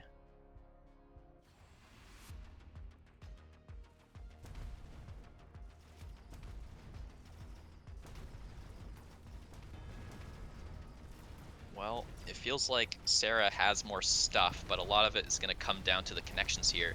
These fortresses are, you know, somewhat paper. They are mass produced. So while there's not a lot of DPS on the field, there should be enough with the Farseer as well. Yeah, if anything, the Farseer will be the hero in terms of, yeah, dealing damage to this round. Crawler's going to the other tower is fantastic for Sarah, though. Another debuff incoming. 100%, yeah. Whoa. Don't care about the experience too much on the fortresses, so I don't think Suri is sweating that aspect. They just want to mitigate their damage here, and not the worst, but somewhat convincing win there. Getting below 3k, though. Starting to Yeah, hurt a bit. We'll get 3 units this turn. Whoa, the big Typhoon. big Typhoon. Gets sold We have for subsidized Rat. Mustangs as well, right? Rat did pick that Yeah, we up. do. When are we getting that? Oh, no, it doesn't get Fist? sold. Never mind. Oh my Fist first. gosh. Wow. So the Typhoon Storm can take care of Callers the for Wasp. Sarah. Yep. Interesting. How do you feel about that? I mean, it's not bad. Level 2 storms deal so much damage, and you mentioned the paper forts. The nice thing Yep. as well is they do have this massive range advantage, so they shouldn't really get killed by the fort punches. Yeah, we do have subsidized Mustangs, so we could get into like anti-missile tech on them cheaply, but like until Sarah commits more into rocket-based attacks, I don't think that would make sense. So maybe like one anti-missile device at some point would be Rat's play here, as well as just, you know, having crawlers distracted. Wait, what on earth is going on? Sarah bought a Scorpion. No fortify on the tower. He bought Scorpion? Yeah. Hmm. Does he want a long-range asymmetrical don't know. battle? If you think about it, he is set up for a long-range asymmetrical battle, right? Stormcallers are long-range, Farseer's long-range, Scorpion can get long-range. Yeah, but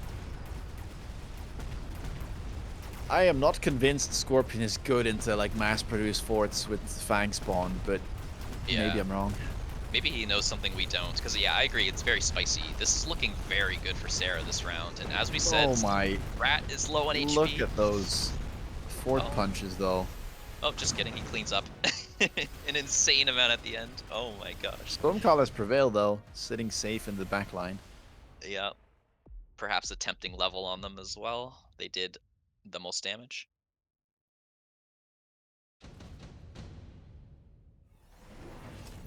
Will we Advanced eventually power fortify system. the tower? Ooh, that's crazy. I thought he was going wanting to go long range, but now I'm not so sure. Well, it does pick up the range on the Scorpions. Yeah, that's required. I like that. Interesting beacon there. 601 region Do known we for their get beacons. Fang spawn here on the fortresses? He has the money for it. Yeah, I'm not sure. Like, there's no, like, melters that you would need it against, but it is just crazy value, right? Like, Oh, grabs another fortress. That makes more sense. you have to. They're mass-produced. You have to mass-produce them. Yeah, the Sarah storm did opting get to level leveled. the storms as well, yeah. Yeah. Yeah, that's huge. I mean, that does one salvo, one shot a fort. I guess it does, Uh, yeah. yeah, it should. That's crazy. Yeah, Deletion. well, there it goes. Big tower pressure, though. Ooh, the fist takes it Ooh. down. And the brilliant mobile beacon and tower fortification is keeping this tower alive for Surrey. Yeah. If he was spawning This fangs time right now, around, oh, he managed to clear the right side, which is very beneficial because that was what did him in last round. yes, for sure. We'll get a debuff again here on the top left. Crawlers are working on it. Nice timing as well to prevent the Scorpion from dealing too much damage. Do we have And just to anti-air? get rid of all of the units. Yeah, we have the Typhoons. They're kind of squished in Okay, between okay. the forts, but it's still there. All right, that's definitely what Rat needed. Again, he doesn't care about the experience too much, but still, like, this comp from Rat can just one-shot you if you have a convincing round, because you have so many giants on the field. Electromagnetic impact picked up for Sarah very rapidly. Yeah, pretty good here. I'm surprised where he's putting it, but I suppose he values the EMP landing more than killing a bubble, I guess. Yeah, I mean, and those four fortresses would fit inside one bubble, I think, so. Yeah, exactly. So yeah, maybe a good call there. Level And we need 3 to tower. see, where is it? Yeah, I like that. And I would really like to see Fang summoning here. I think you have enough Same. to justify it, right? Yeah. I mean, you can grab it and still buy 2 more fortresses and get temp Yeah. speed. And you summon the Fangs even if you get EMP'd initially by the spell, is that correct? Yeah. They will. The first one will spawn. Yeah. Yeah. So, you know, pretty And sweet. actually, I Beacon City. think the EMP will wear off before the second Fang Oh, production, so it actually doesn't affect them at all. that's pretty interesting, yeah. Yeah, last 25 seconds, whereas the Fang cooldown is 30 seconds, so you're correct Yep. about that. So more Scorpions looks to be his carry of choice. I've never seen this matchup personally. This is like a pretty unique game state. I want to say the fortresses are in a good spot here, but hard to say. He's just building the box here. More fortresses being added. Yeah, it's just caging this side. Oh And my yeah, gosh, the important tower. here, if you ever try this yourself, viewers, temp speed is your best friend with these type of Yeah, fortresses on the line. 100%. Walking into tower now. Scorpion has been locked on. The tower is level 3, so only 5 seconds of debuff. I'm actually able to tank those missiles quite effectively. Ooh, that doesn't look good at all. Yeah, a lot of things happened there. So Surrey lost his tower almost instantly. We have advanced power system like temp speed, aka for Sarah here. So all of his units are long range and they're fast. So the tower pressure is insane. And with the tower fortification to level 3 on the primary tower there, he just wasn't able to get debuffed. So a little bit of a one-sided battle there. Ooh, and the level 3 Wraith picked up on round 7 from the second unit rotation for Sarah. That's a problem. With armor, that is not going to die to Surrey's board right now.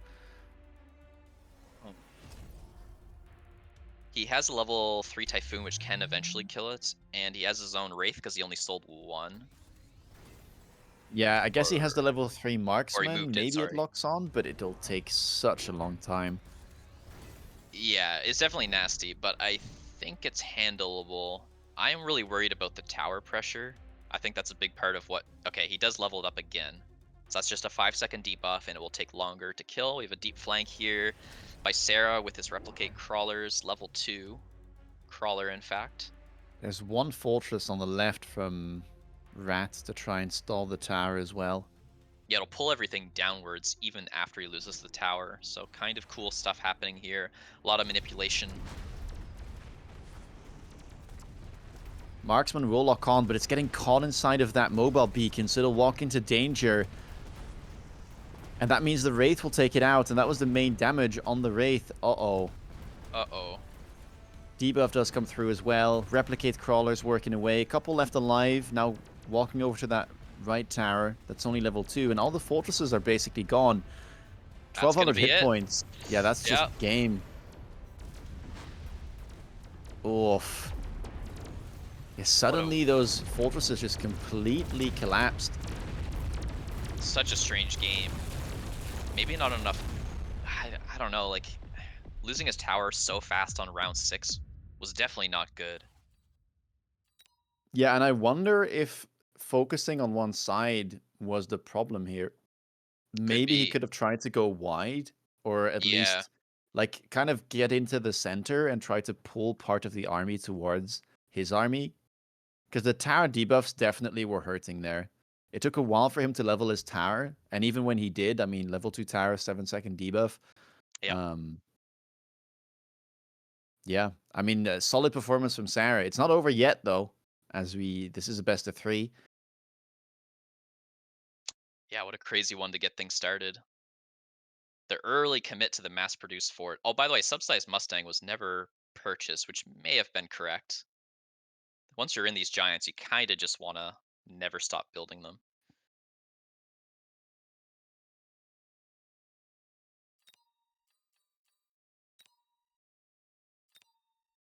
Yeah, I have no idea about the scorpions. It was a pretty interesting way to handle the forts. I don't know if it's because they're paper forts that the scorpions made more sense, or if they're just a good counter to forts in general. Yeah, it might. Yeah, maybe it's not that bad because of their splash. I find it hard Oh, yeah. to Hmm. read whether or not it was the scorpions or it was just like the weird way the game was evolving that made the difference there for Sarah. Yeah. Well, I predicted right that we were going to see Fang summoning from Surrey, but after that game, I'm not sure he's going to commit so early to a strategy. Maybe he's going to be a little bit more reactive this time, take his time, see what the opponent does and react.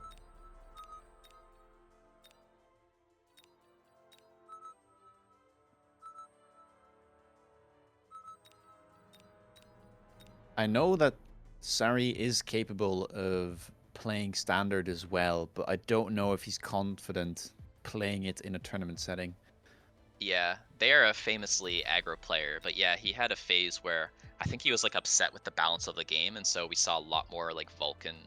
I think this Yeah. happens with players where like they get upset with their playstyle and they're like, all right, let me try the other playstyle, like Steel Sane trying aggro for a bit, and Yeah, usually they end up back to where they were. except Sako. Yeah, Sako is Confirmed 201. yeah, he's on the fence, you know, he plays both sides. He did play a nice aggro game though. Yeah. Yeah, we do see quite a bit of aggro in these tournament high stakes games. Successfully baited Sako. Could tick that off the list for today. Yep, yep.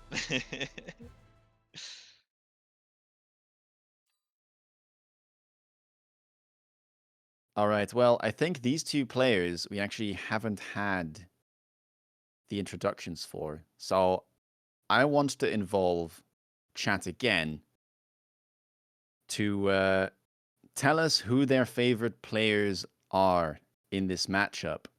Now, let's begin with the 401 contestant, our favorite comrade from the 401 region. And though we got to know him for his standard Mustang Melter strategies, he's quickly solidified himself as one of the best aggro players. It is the man with the least amount of range techs on units in all of Mecha. Give it up for Sarah, if he is your favorite player. On the other side, we've got a familiar face. Some know him as Surrey, but we all know him as Rat. This cunning rodent has got more than one trick up his sleeve, so beware of his sneaky plays.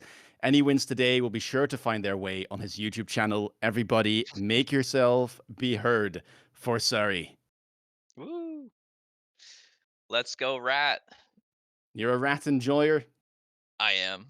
How I can you mean, we not kind of love wanted Rat? this to go to round 3, right? It's a That is best of true. 3. It's best for the tournament.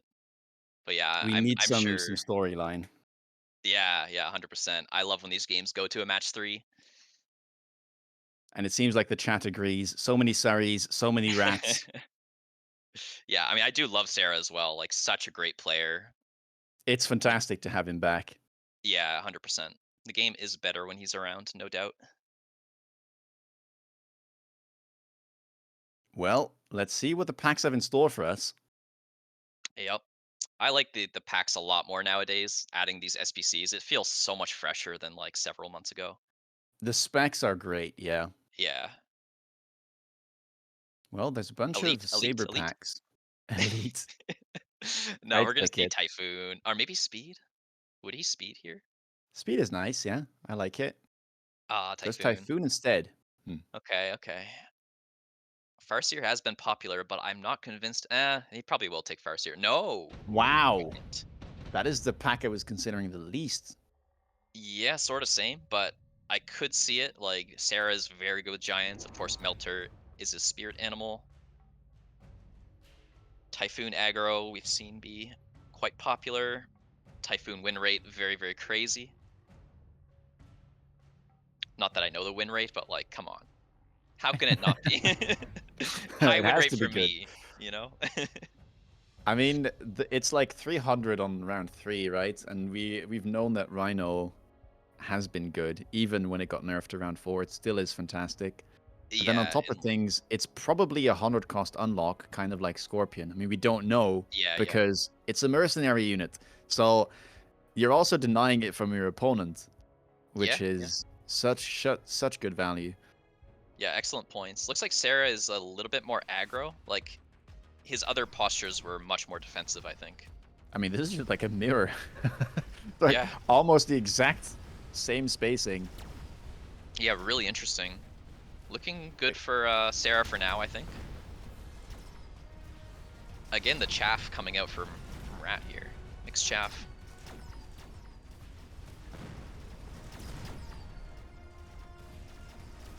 Well, Tower I debuff will go to Rat. Those crawler pickups proving their worth. need to get my insight back. We're going on Rat here. I lost it all in the last game. Oh no. Yeah, he owes me. Unbiased caster, by the way. You know, insight is its own beast, you know? It has nothing to do with my feelings for the players. Fair, fair. I mean, Whoa. the odds were good, you know? How often do you see this, though? Arclight in a free unit drop? So rare, like 1 in every Both 12 players don't have games. Arclights on Yeah. round 1? What? Yeah, Well, it Sarah might be knows the what he pick. wants, and so does Rat. Yep. Makes sense. And Rat has crawlers already, so probably a no-brainer for Sarah. Like, I think Mustang was pickable there for Rat, because there's no crawlers on the board yet. But I think Arclight may be the safer choice. Unlocking Mustang is also real value, by the way. Like, they're both 200 in supplies, but 50 for the unlock of Mustang. Yep. But the Arclights make sense, and more chaff here for Rat. Unlocks a Sabretooth. Yeah, interesting. I guess it's just kind of a... I mean, it's good against Arclights and Sledges, and it is a bit of a stat check unit as well with the Marksman on the board. Yeah, true. Very, very tanky. It takes a lot of shots to kill them. Like This time 7. around, though, I mean, that Arclight on the left for Sarah putting in such good work, killing all of the chaff, which means that we won't get an early debuff this time for Rat, and instead it's going to be debuff for Sarah. Yeah, really efficient Arclight there. Definitely getting the better end of the tower dynamics here on round 2. Yeah, Saber will fall during the debuff, and the marksmen are doing a fantastic job. Should be able to clear up these remaining sledges on the left. Yeah, these guys are making marksmans look good, I have to say. Two powerful turns for Sarah means that Rat is now down to sub 3k as we enter Yeah, round 3. that is not feeling good. Deployment module might be good here. Quick teleport is definitely a rat move. Yep. A little bit of rat tactics here. I mean, that For right giant tower spec, by looks the like it way. is flankable. Giant spec Yes, does not Sarah want with the the giant giant spec. cards. Where's the Typhoon going? We have quick teleport. I mean, all eyes on the rat here. Crawler's in the right shallow flank from Sarah. Typhoon just used defensively by the looks of it. Be pretty sweet to lock up that hero Arclight with something. Like a flanking with a Saber or the Typhoon or something. Then the Crawler gets through. Although it looks like it was fortified now, so maybe it's better to forget it. Yeah, you'd have to commit a Saber or something now that it's leveled. Yeah. Also, range Arclights on turn 3. Interesting. From Rat. Yeah, very, very common, of course. The blue sledge is pretty nasty here, but the Saber does cleanly one-shot them, so those connections are very important here. And for now, it seems like it's safe in between those fangs and the sledges. No early lock-ons from the marksman onto the Saber. Yep. Typhoon doing a decent job at keeping the units at bay from the tower. Should Yeah. be able to kill those sledges at least. Yeah, it's decent. It looks like Meanwhile, top left tower will fall. finally. A great round here. Arclight's also leveling up. Good But stabilization. once we see a giant come down, though, the game may swing back to Sarah's side. It's giant SBC. What giant are we expecting, though? Maybe Fortress. It one-shots Arclights, one-shots the Sledge. Beefy against the Saber. Ooh, Yeah, that I smoke. don't know what techs Sarah runs on Fortress. Oh, the Boat. Overlord. And that was after skipping Improved Overlord, by the way. I mean, it might just be a tempo tactic. That's the nice thing about giant spec. You can go for these type of plays, and all you really lose for it is one deployment, but it can force really specific responses out of your opponents, because how are they going to deal with the boats? Like, they have to respect it. Yeah, for sure. I mean, it's a really good question. What would you build? Maybe Phoenixes, but then you've baited that out. You can go into Fortresses, threaten anti-air. It's a really strong move. And look at his position. That is definitely getting sold. But he also has deployment module, so he Yeah, doesn't the even have to deployment sell it. module. Yep, so a lot of tactics available. This smoke is extremely good as well.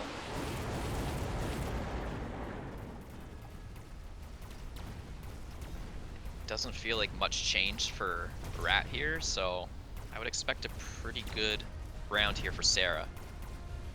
Yeah, and regardless, apart from the Typhoons, I don't think there's anything on that board that's going to easily take down this Overlord.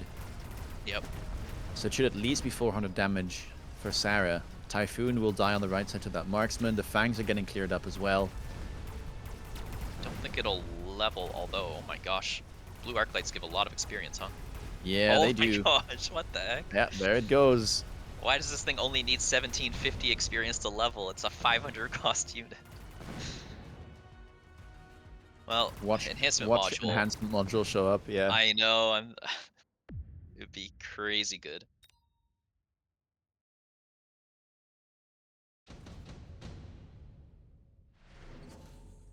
Well, Oh. no enhancement module, but barrier is another giant item.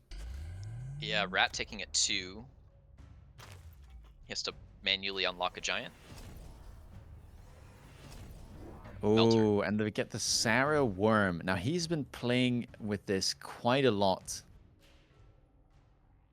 recently on aggro. I think it's one of his preferred aggro giants. Yeah, very interesting. Into the Melter, though. Yeah, I think not that the might worst cause some giant. problems. Not the Yeah, worst, not the best. it's good if your opponent is late with the melters, but if your opponent already has them on the board as you're trying to buy into them, it can be a little Yeah. tricky. Look how fast he bought the range, by the way. Rat is committing.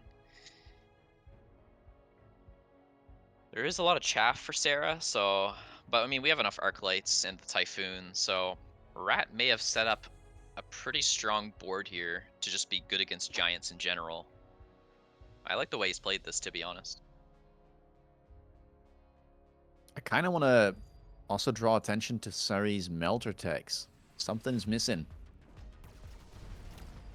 No diffract. No Diffract. Yeah, I mean... It doesn't feel like it's needed yet with how good our chaff clear is. But it's crazy not to run it. We should say that. It's like pretty flavor of the months at this point. Yeah, I think you can run into trouble if your opponent goes replicate here on the worms if you don't have diffract. So that's why I'm Oh. Okay, yeah, interesting. kind of watching with bated breath to see how this will go. Melter did well, did kill that new worm, but Yeah. I think Surrey's fine even if he doesn't win this round. He's just happy to get the smoke gone, to be starting to scale his long-term board. well, Melter is pretty tanky here. Oh. The marksman will clear it. Close round nonetheless. Yeah, very close.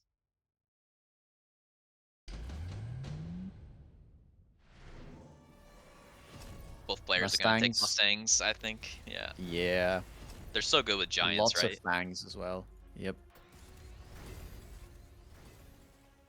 Again, we're though, seeing beacon tactics here. He did the beacon cancel with the melter on the left. yeah, he did it last round as well. Mm.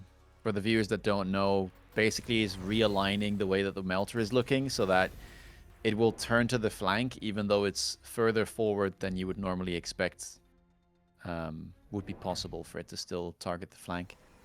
Yeah, so he wants it to defend the flank, which is Yep. interesting. I feel like I'd want my melter to go forward, but no, now the Mustangs are there, so we'll see. More melters coming out. The boat never got sold. Double shot for Sarah. Sarah does have decent marksman levels, and it is enough DPS to take down melters. Also, Sarah does run the HE over AP on the Mustangs, whereas Rat still runs AP.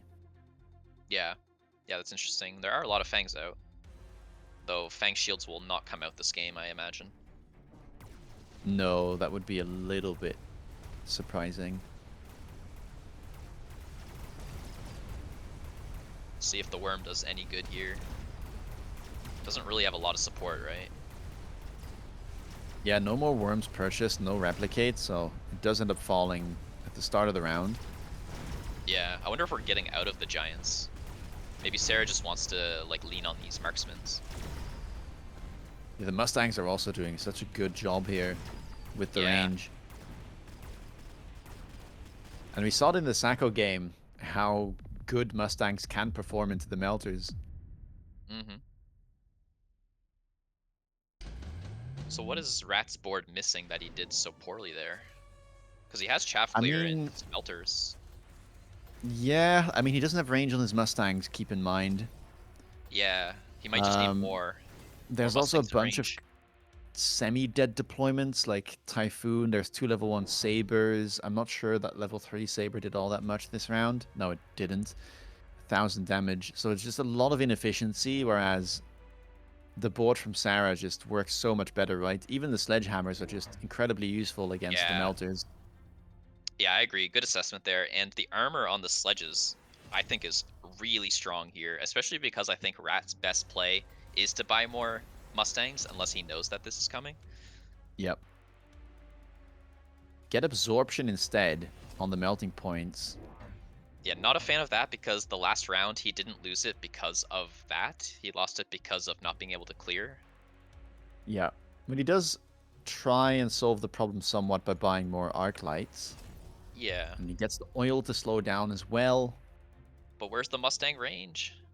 Yeah, the issue is that Sarah is in no danger, really, And this board looks like it should just be really good against these regular melters. Yeah.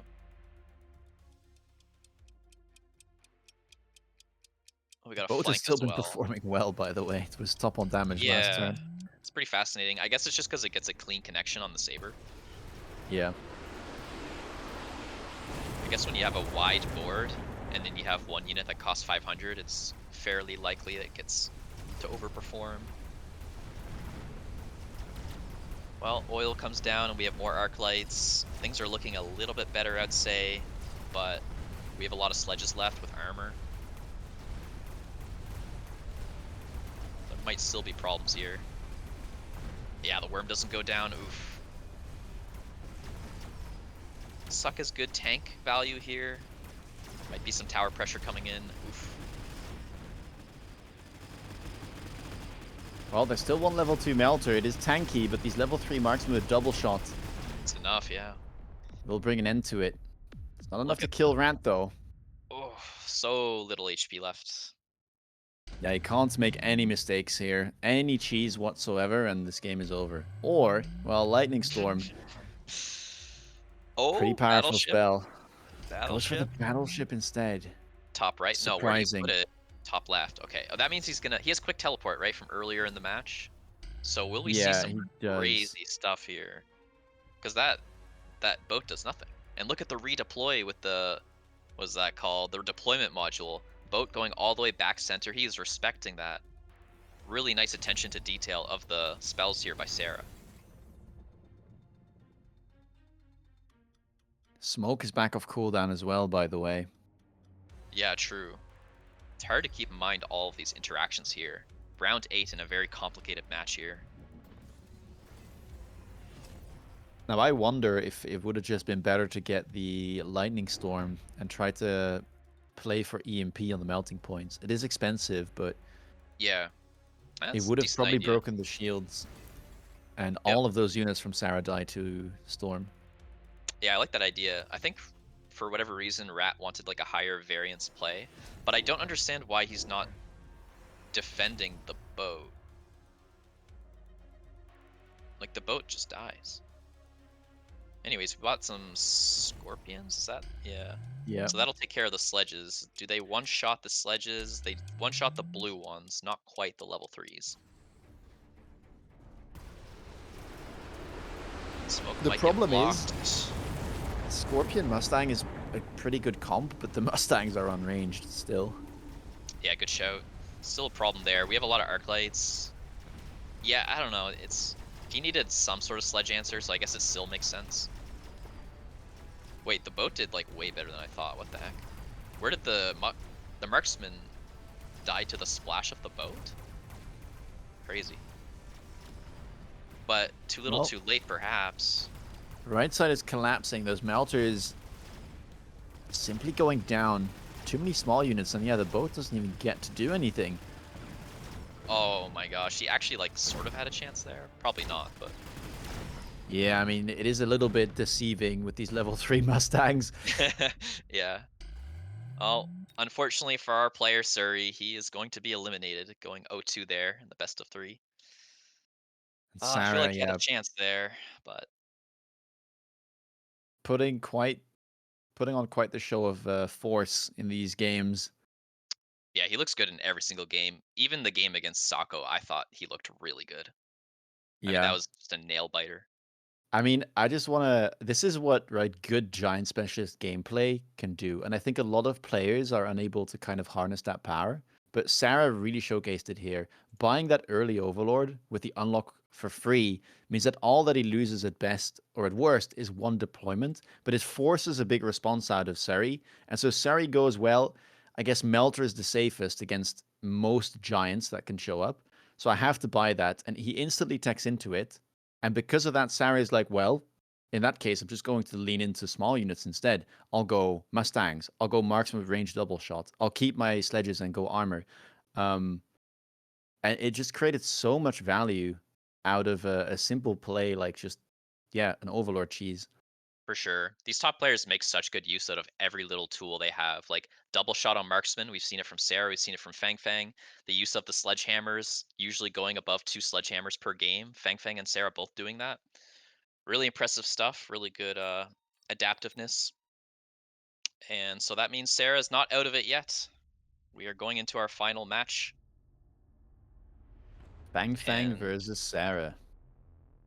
absolute And I banger think to these players have probably got the most comparable play styles. Both of them like to play those early marksmen. Both of them sometimes like to play those sledges like we just saw. And yeah, like those mid-sized units in the early game. So yeah. I'm really looking forward to this. Yeah, best of 3 between these two is an absolute treat with some stakes on the line here. Either player could make it, both players deserve to make it. Red hair, perhaps, aka Fang Fang, perhaps a small favorite here, but I don't think it's by a large margin. There was definitely a period of time where Fang Fang and Sarah were considered like the best players, along with Sako. Yep. So, very exciting to see who's going to be on top. I think red hair much more likely to do something spicy.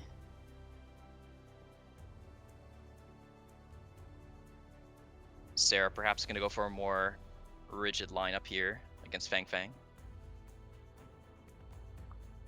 I'm liking all the SBC variants we're seeing now, with Missile SBC showcasing, as well as Giants. Giant Yeah. SBC was out of favor for quite a while, but maybe it's having a comeback. You know, we have Raiden, we're getting new Giants. Yeah, I think it's gotten so much stronger because of like a myriad of reasons. And I think it kind of started when we got free units. And it is maybe not underrated, but it is strong that you have this ability to just unlock stuff that normally costs a lot of money to deny it from your opponent. Um, Yeah, so that's some value. And then obviously, we've been getting more giants, worms have been added. We've got Raiden now. Overlord is more expensive. If you get an enhancement module, it's even more money because it's more expensive to upgrade. So I think Giant Spec has just been going up in value as the patches have progressed. yeah, for sure. Mechabellum is such a game of like an ecosystem where one small change can affect the whole food chain. And I mean, that's partly why it's so hard to balance too, is all the units are interacting. And then when we Yep. have a And brand new season like this, it's just crazy. I really like the point you made earlier as well about the specialists. To me, I think that's like one of the most fun changes that they've made that hasn't really had like a massive balance impact, I think. Like some of these new specialists that have been added have genuinely felt fun to play, but haven't felt like they were just taking over the game completely. Like amp spec is just good fun. You've got these items, you can throw them around. Intensive training spec is fun. Um, it does open the door for crazy games sometimes where we get multiple intensives and like an enhancement module, but it's nice to be able to play these different play styles because of it. Yeah, I was really worried that they were going to go down this avenue of like Fire Badger specialist, then Typhoon specialist, then this specialist, then that specialist, all just units. But seems like they've turned the corner. I like this idea of spells as a brand new branch. And I hope they find new branches where there's like brand new, interactions. Yep. Well, with that being said, game one of the second finals of today. Yep, both players' lives on the line. Ooh, baby, Typhoon spec does look very good, but there's another giant Three spec there. 300 cost against 300 cost. We may see it. Well, it is Sarah, so maybe he goes missile spec. No, opts for He the called it. giant specialist again. Yeah, pretty common where if you win with something, you take it again. Not a great matchup though. And we'll get some aggro out of Yeah, Fang Fang. yeah, it's like storms are not great into the balls, right? Unless there's like Yeah. oil. Although aggro They're storms, okay-ish. They still do get value, but it is probably their worst matchup. yeah. Well, this took a massive turn. It looks like it's like a headbutt, an asymmetric headbutt of Storms attempting aggro. It is wild how throughout all of these games, they've managed to avoid each other every time. In both Rat games, and now Yeah, again. yeah, for sure. Balls are a Tower little bit back pressure, as well. yeah, but tower pressure much higher for Fang Fang here. 100%. We'll see. Maybe the Storms can protect each other fairly well. Like, it is possible for this round to go to Sarah. Yeah, Steel Balls at least one pack will go down. The other one does get tower debuff though. Yeah, I feel like Sarah's got it unless the Arclight gets stuck on the tower in a bad timing. Yeah, I mean, the Storms are turning now. This does look quite good, actually, and the debuff will come through as well. So this Arclight has been doing so well. Yeah. Ball experience Damage is is ramping. important, so I think that is good for Sarah to see. Wow. That Arclight in the middle. Absolute MVP. Yeah, for real.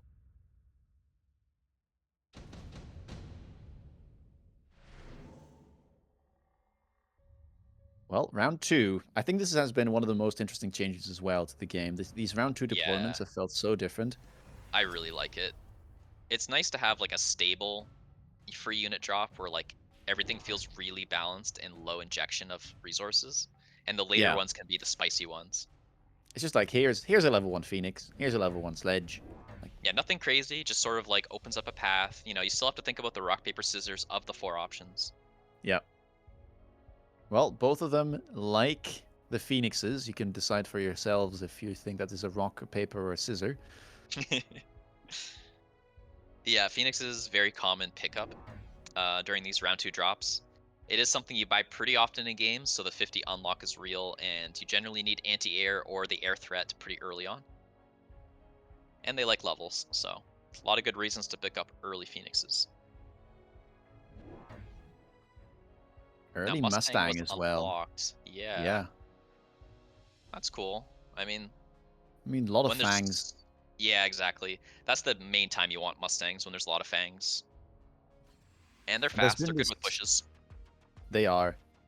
I mean, Steel Ball Stang, Yep, the still old good. classic. Still good until like round 5, and then. Until oil, yeah. Well, tower will go down again here. Interestingly, Fang Fang not opting to level his tower.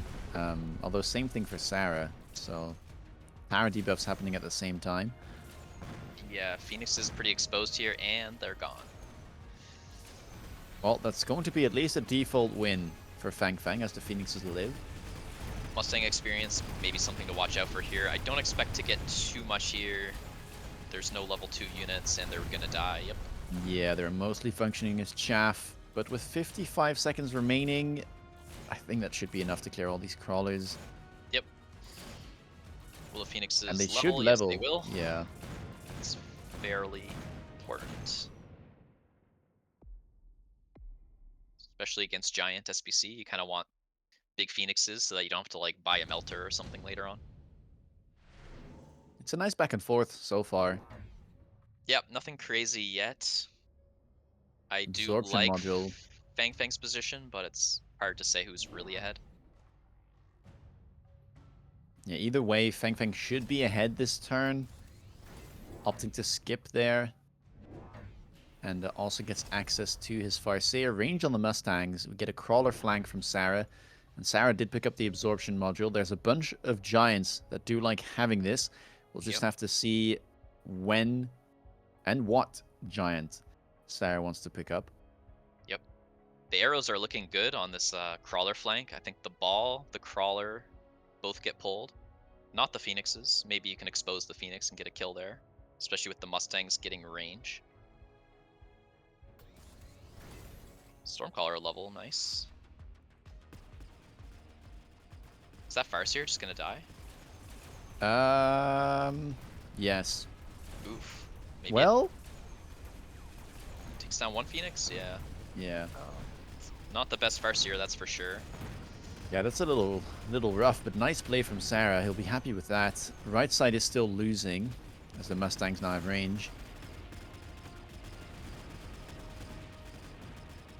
And I think despite the bad Farseer, Fang Fang should still be ahead here. We'll get a nice debuff. Yeah, I think so too. Kind of depends on these crawlers, but they will go down. Oh, it's Phoenixes will close. fall, and yeah, Yeah. Anti-air's gone. Even Mustang's living. Do they level? They do. they do.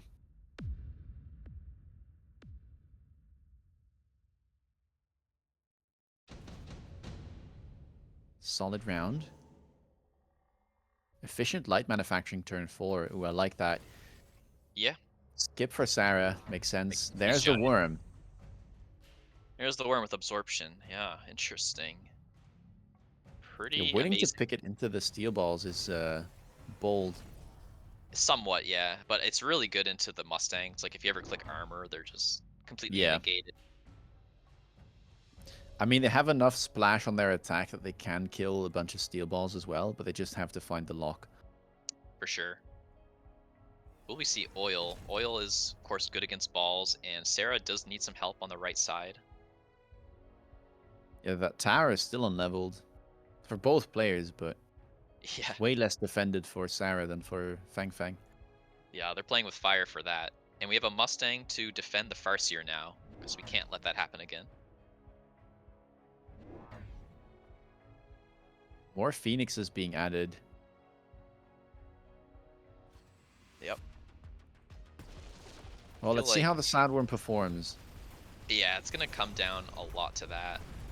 The steel balls are unprotected, so it looks like they should die. There's just a level 2 pack on the right side, I think, that can easily contest the worm. Yeah, that blue squad is scary, though. Blue Phoenix, blue Steel Ball, blue Mustang. Terrifying. Yeah, tower debuff here will come in at a nice timing too Yeah, for Fang brutal. Fang. Oh, the worm goes on the ground though, Yep. but it does Oh, get locked by the steel balls. Will end up falling. Left side now also performing with the oh. Farseer being defended. Okay, kills the Farseer. Oof. Never want to take that 300 damage. Farseers are so nasty for damage. Yeah, they deal way more than you'd expect. Yeah, like more than giants per cost, right? So they're pretty nasty. Yeah.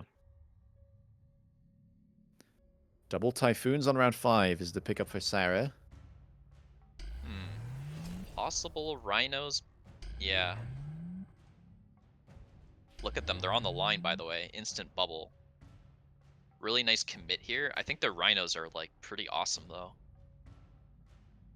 Like, they can melee worms and help with the DPS there, and, you know, they're just good tank value.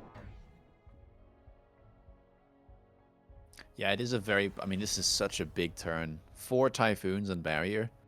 If he clicks armor, oh my gosh. The Typhoons will deal 0 damage or 1 damage. I think Sarah would, but I'm not sure if Fang Fang would. Yeah, it's a bit risky. You don't know what's going to be clicked here. Oh, Oh, there it he does is. do it.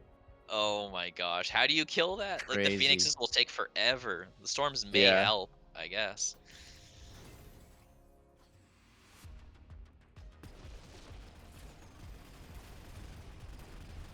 $60k HP per blue rhino. That's as much as the sandworm. It actually has more HP than the sandworm. It's also pretty good into Sandworm. Yeah, for sure. We're getting some chops in. Oh, Getting tower debuff comes in debuff. again. Blue steel balls doing their job. Look how much is on the board here. Yeah, this is this tempo playstyle I was talking about. 100%. That's more than half the health easily, right? Oh my Ooh, down to sub gosh. 1k and we're entering round 6. We took Another the efficient efficient light light. manufacturing. Red hair took, oh my gosh, red hair took efficient light and crushed the round.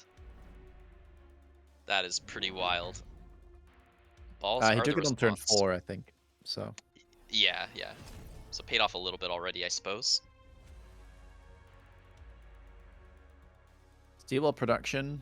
Where is that going to go? He needs to buy another giant to fit it. Maybe he's just holding it, which is, yeah, pretty sketchy, but... Wow, holding that item on 700 hit points? Yeah, I wonder if that was a miscalculation, or is he just feeling like he has to do it? Like, that's so wild because it's an expensive item too. It's not like, armor, which is just not the most expensive item. But like Yep. this cost what, 250 or something? Finally, oil coming out.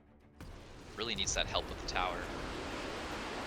The rhinos are definitely answered, no doubt about that. But now we have scorpions.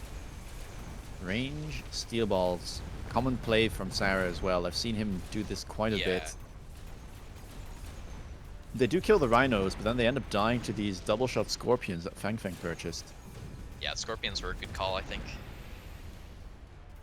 And the steel ball slowdown not really doing too much. It even causes this split, which ends up killing the worm. And never mind that, it ends up killing Sarah. Round one, or game one, going over to Fang Fang. Game one, a little bit one-sided. A little bit worried for Sarah here. I mean, this is kind of the nature of these type of high tempo like crossfires, right?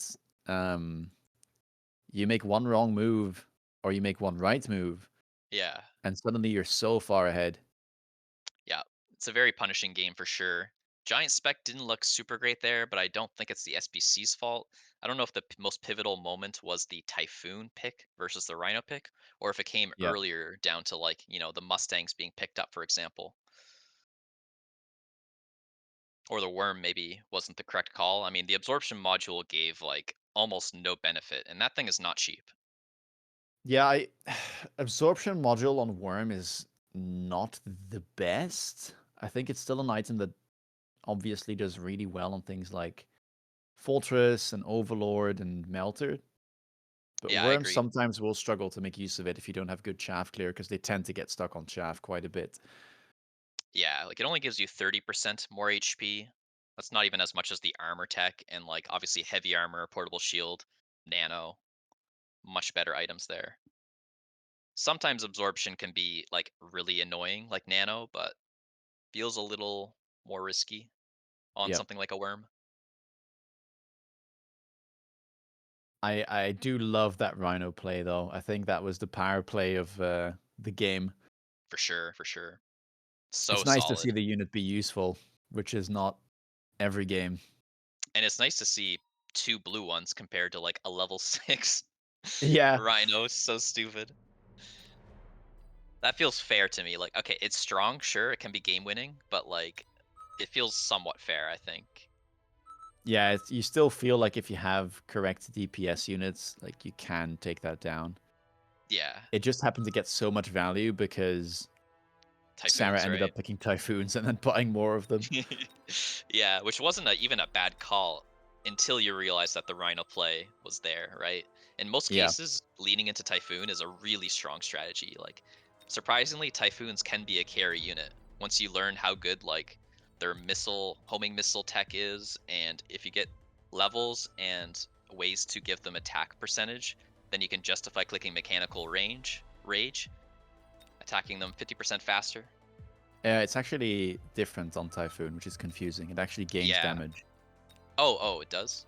It gains attack instead of attack speed, which is Oh weird, yeah, but that is confusing. I forgot about that. it's basically AP but on steroids because you also do get the move Yeah. speed. Huh. Yeah, super weird. I guess they don't want them to attack faster than a certain interval or something like that. Yeah, it's 0.2, so all of like mech rage is always a 0.50 or always a 50% increase, but um they can only go down to 0.1, right? You Mm, can't have 0.15, so that would mean a 100% increase, yeah. which is I think why they made it this way. Yeah, makes sense. But yeah, anyways, definitely a really good tech. Typhoons can definitely be carries. It's really tough because sometimes they just get stuck on like, tarantulas, sledges, and they look terrible. So it definitely takes some experience to know when you can carry with them. But if you don't want to carry with them, yeah, the bubble tech is super, super good. Some people think it's pretty busted. But definitely counterplay as we saw there. I mean, scorpions, rhinos to tank, pretty deadly combination there. I'd say mustangs are also looking pretty good today, and just in general, they're in a pretty good place.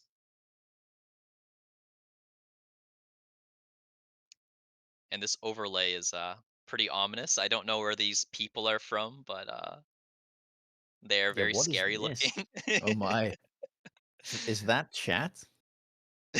That's chat? Wow. I hope not. I'm scared of chat if so. I was already scared of chat anyway. Those guys are ruthless. Well, game 2 about to start. Yep. Life is on Do the or line die. here. Yeah. I mean, red hair looked so good here. He really did. But both players are so creative that, anything could happen. I felt that way about Rat as well. Rat is such a creative and talented player. Yeah. Definitely hurts to see him go, but I mean, everyone deserves to get through if we're being honest. So, It's the nature of these type of tournaments, sadly. yeah, for sure.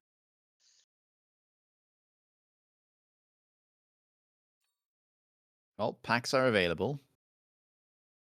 Some nice options there for red hair. 2 of the Saber packs and Sabertooth spec as well there with the Steel Balls and the Arc. I'm pumped to see training spec. And Typhoon as usual, of course. All right, where is the intensive training going and why is it on an Arclight? Kappa.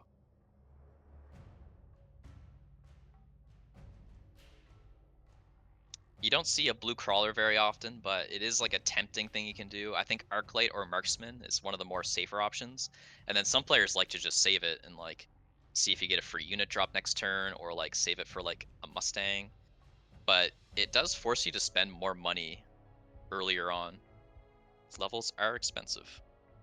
Yeah, on round 1, I mean, a level 2 Arclight is great currently in the meta, but I do see the argument for sometimes just saving it. 100%, yeah.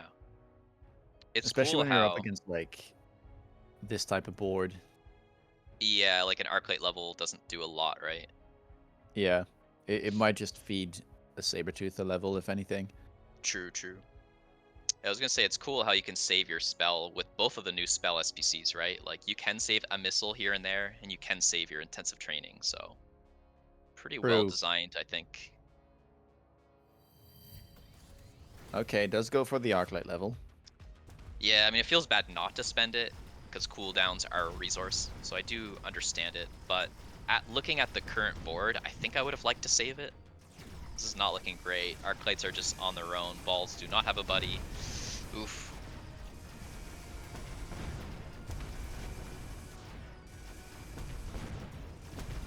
We'll see though. I mean, oh, the tower will fall here for Sarah. Sarah's tower is gonna fall to that saber. I think the Saber should be in a good spot here. Yeah, I think so too, right? Too much chaff still available, and yeah, with the Steel Ball's dead, that's going to be all she wrote. Sabers yet Yeah. again coming out ahead. Yeah, so I'm Thing not is sure type of about the intensive there. Yeah, this type of crossfire also really doesn't favor the ball player. It's Mm, much better for the balls to be in front of the Sabers. yep. Ooh, Mustang. He could have kept his intensive. Oh, No. yeah. Well, hindsight is a cruel mistress. Maybe I don't know. I don't know where I'm going with that. So if we start seeing the pick rates be like really, really high for Mustang and for Phoenix, do you think that they should adjust it and make like Mustangs cost 50, Phoenix cost 50? You mean the unlock?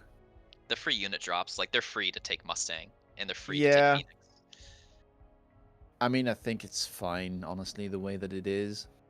Yeah, it might be. But like I feel like Mustangs and Phoenixes are picked so much. Like do you really want to commit to a Rhino at this point in the game? I mean, yeah, but that's just kind of a unit thing, right? It's just Mustangs and Phoenixes are I probably a see your bit point. better in the meta than Rhino.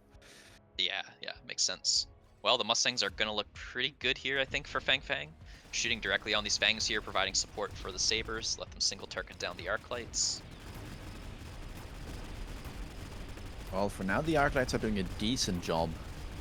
Not bad. Blue one, probably not long for this world again. Will have his work cut out for him, that's for sure. Yeah, maybe the tower. Tower debuff. wait. Could come through. Needs to do it before these sabers get in range. Otherwise, it's bye-bye Arclight. Oh my Ooh, gosh. Okay, just now in I think he's time. got the Clears. round. Oh, and the Arclight even saves his brother. Oh my gosh. Takes one for the team. What a Well, nice round by Sarah. yeah, big HP difference, but the Typhoon will come down, as well as the Intensive is back. Heavy armor with a level 3 ball for Sarah. That's I'm here for insane. it. Yeah, that's so good. Fire here for Fang Fang. Pretty good We've value. Will Sarah sniff it out and do something about it?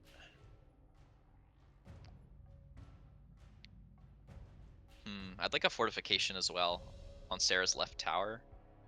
The intensive has not been used yet, but oh, he has to either give up a deploy or not level the steel ball.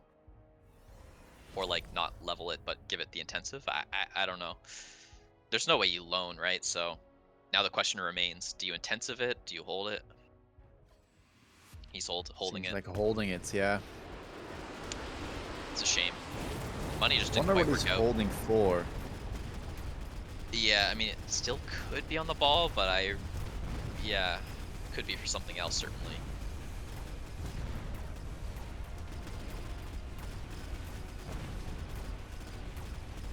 I mean, they already had their free unit deploy, so Yeah, whatever he wants to level, he'll have to buy it himself. yep.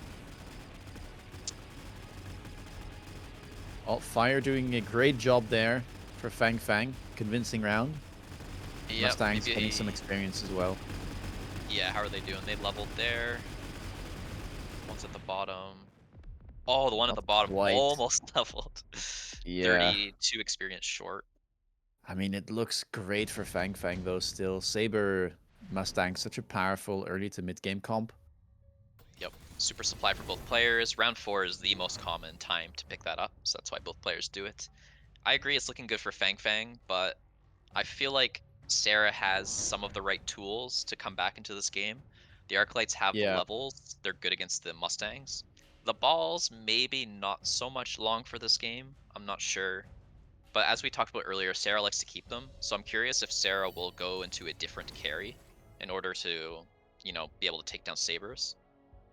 It But buys another ball and another crawler here and levels one of the steel balls. I wouldn't be too surprised if we get to see either Mechdiv or range on the steel balls at some point. agreed, yeah. And I think it would be range because like it's so hard to kill these Sabers otherwise, right? Yeah. But probably both at some point. I'm not sure. I would say hackers are not impossible to come out for Fang Fang. Does Fang Fang go for hackers very often? I mean, we did see it, right, in the game against Sako. Oh yeah, that's right. Yeah, so that's a possibility as well. I mean, if Mech Div is clicked, it's very likely at that point. But there's many answers to balls. That's why balls are in such a rough spot usually. So we'll see on that one. Looking a little bit better here. Manages to kill the 2 level 1 sabers, but the scarier ones are still alive on the left side. Oh, the big Arclight's gonna go down. That's so sad. Uh-oh. That's a That was lot of his experience chance. to the saber as well. Yeah, true. It might level here. I think he had the It round if that does. didn't happen. Yeah. Brutal. But not the end of the world, I suppose. Super supply is going to heat things up a lot. They're going to have a lot of money to work with now. Smoke bomb picked up for both players. Very quick with their decision making. Yeah, really good bubble poppage here from the Sabers, so Sarah has to be a little bit careful about the positioning. That's maybe why Alright, the well, crawlers are coming out. there we go. Range, steel balls. Yeah, makes perfect sense. But yeah, this round is Phoenix. crazy with the smokes, and yeah, the Phoenix flank. There's no Mustangs over there, so Yeah, those that is a should yield big the move. tower. Yep.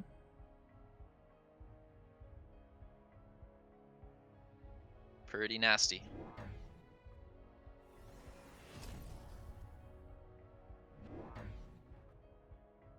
And we bought a Mustang, made it blue, and no. Was that always there? Am I Yeah, tripping? that Mustang was there. It was the first unit drop. Oh, okay.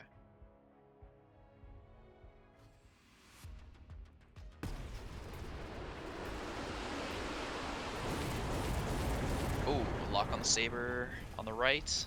Oh, It's that's huge. so good. Yeah. Phoenixes, are they going In to the middle behave? as well. Oh, but it goes down. But the late steel balls are here to take over the job. Debuff, though, comes through with those Phoenix flanks.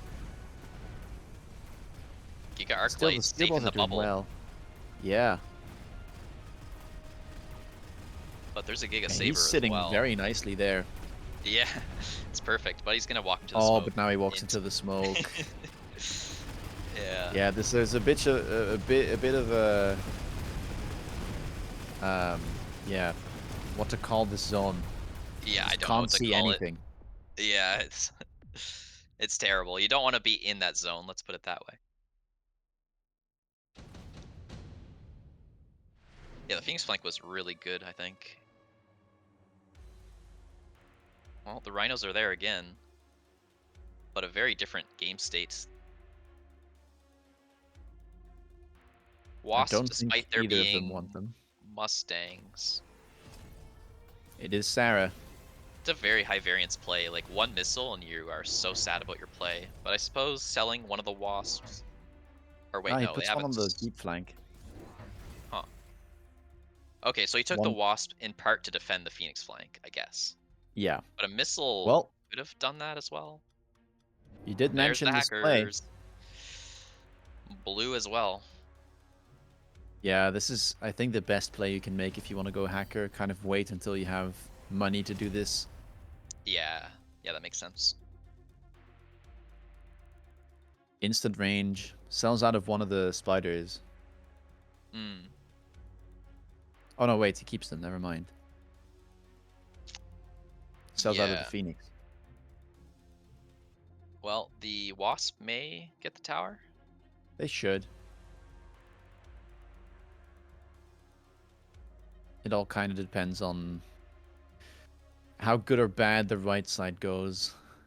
I feel like the With balls on the the with steel right balls. might get great connections. We saw it in the last round. Oh, not quite. Oh, that hacker hacks the steel ball so quick. Yep, yep. That's creating massive issues. Debuff will come through now, though, and the second pack of leveled steel balls comes in, gets to the locks. I mean, there's a lot of balls left, right? Yeah, this looks pretty good. Big Saber on the left goes down as well. The Wasps able to contest these Mustang during the debuff. Now we've got Wow. steel balls killing their nemesis, the hacker. Debuff comes through again. Nice round for Sarah. Well, I can't tell who's winning now because on the one hand, we have these hackers which are incredibly good against the balls. But on the other hand, the balls do have range, and one of them has heavy armor in level 3. That's almost 30,000 hit points per. Yeah, I think Feng Feng should still be in a good spot. Okay, wow. That What the is actual? not something I expected. Multiple control on hackers and shield double tech. All right. Oh my Well, gosh. the spices has arrived. I mean, you have to protect the hackers from the EMP spell that showed up. So I guess he clicked multi-control and then he's like, "Wait, I need I need to protect their techs that I just invested in." I don't know. Yeah. We get jump drive on the Wasp and Sarah switching sides. It's interesting. I mean, the Fangs will maybe turn, but of course they're no match. But there's like barrier in the way. Pretty weird. Do you sell Yeah, one of without the a wasps? No. Okay. no, without a beacon, these will not go for tower. Nice missile though. Yeah, nice missile. Is he defending the wasp that used to exist in the top left? There it is. Okay. Missile. And the Mustang. Fires back. Pretty deadly. Big EMP hit though here for Sarah. Yeah, yeah. Oh, and he puts a Mustang back there to defend the wasp as well. If it existed anymore. Yeah, there's a lot going on. This is a crazy round. Oh, we get a crawler flank as well from Sarah to try and distract from the Wasps. I don't know about the multi-arm though. Like, the balls have a lot of Well, HP, right? it's locked on to 4 balls. It is. Yeah, I mean they usually lock on. The question is, That's do they 1. hack? That's 2. That's 3. That's 4. Yeah, I mean it's the Kinda fire working. round. Yeah, yeah. It's all right. We got some bubbles back here with some arc lights. Yeah, looks like Feng Feng's got it. Decent damage too, by the way. Yeah, that's very nice. Now, Fang Fang was loning here, Yeah, now but at the Sarah should same blown time, back. yeah, Sarah Fire's did pick gone. up the spell that turn and still lost. Yeah. Yeah, that's true. But still. Yeah, this is a super supply game as well, so it makes sense to take the spells, I suppose. Now, interestingly, some Phantom Rays were added last turn. This turn, more are being purchased at level 2, and we get the armor tech against the Mustang. Wow. Could be a big power play. Even intensiving one of them to level 3. Yeah, so that'll block 180 damage, which means that it doesn't take damage currently from any of the Mustangs on the board. Is this laser sight new on the ball? Yeah, it was picked up this round. I would love to see a missile in front of it. Try and insta-lock these guys, temp range. He already has it, Yep. yeah. Oh my gosh, that'd be insane. Can you imagine? Another Wasp on the flank now on the right side. So even if one of them get missiled, another one survives, but there's Mustangs there. That's just Yeah, gonna horribly fail, I think. get AP instead, so that will send us over the edge for the level 4 Mustangs. Hmm. It will be able to just about damage those Would have, Phantoms. would have preferred it on the tower, maybe 30% instead of, well, not quite 30. Well, Yeah, they are I think, still going down, though. That level 4 pack of Mustang is kind of saving the day here against those Phantoms. yeah. I feel it's all about the raise here. Steel Although, balls are locking on, but the left side looks really bad. where's our Need to chaff kill clear? that We're shield. distracted. Yeah, there's one arc light, but the shield is just blocking so much. Oh no. The tower. Right side will fall, and with the debuff, all of these hackers are locked onto steel balls. And that's just going to be all she wrote. Oof, rip Sarah. What a Hackers crazy prevailed. game. Multi-arm Multiple hack. control hackers. Well, that's a way to close it out. Wow. The wasp stuff did not work at all. I mean, the one round was nice, but I feel like you gotta be Yeah, like, okay, my one round cheese worked out, get out of these things. Instead, he doubled down. Jump drive cost 100, didn't sell. crazy game. Cool Yeah, though. We've got some very different strats from all of these players today, and it was a lot of fun to watch. Some very high octane games, if you can call them that, but I enjoyed watching it. yeah, 100%. Really cool games. I love the fact that we had a game go to round 11. That was really exciting. And that, that can shape the whole tournament, that one game, right? Sako got out 2-0 today, but, if he goes down in that first game, Sarah has a chance to just get out himself. Yep. Yeah, and so sadly, we have to say goodbye to some of our favorite players in the game, with Sari and Sarah being eliminated.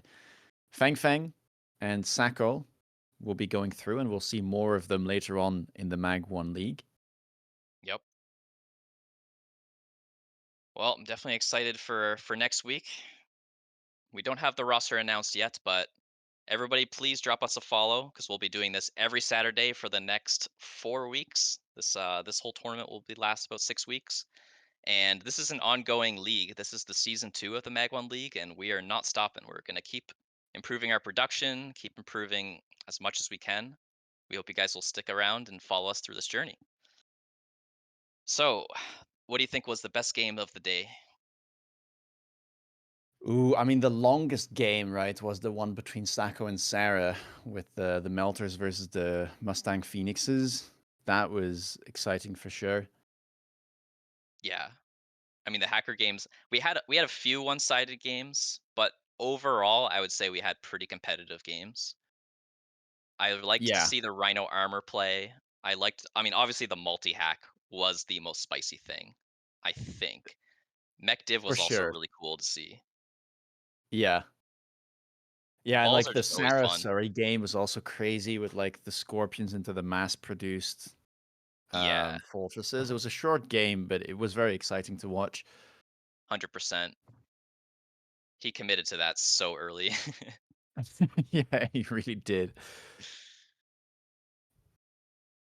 All right. I'm gonna wrap things up. Again, yeah, thanks for watching, everybody. We hope to see you next week for Group C. And thanks for casting me with you, Rooster. Likewise. All right, have a good one, everybody. Bye bye. Bye, everyone.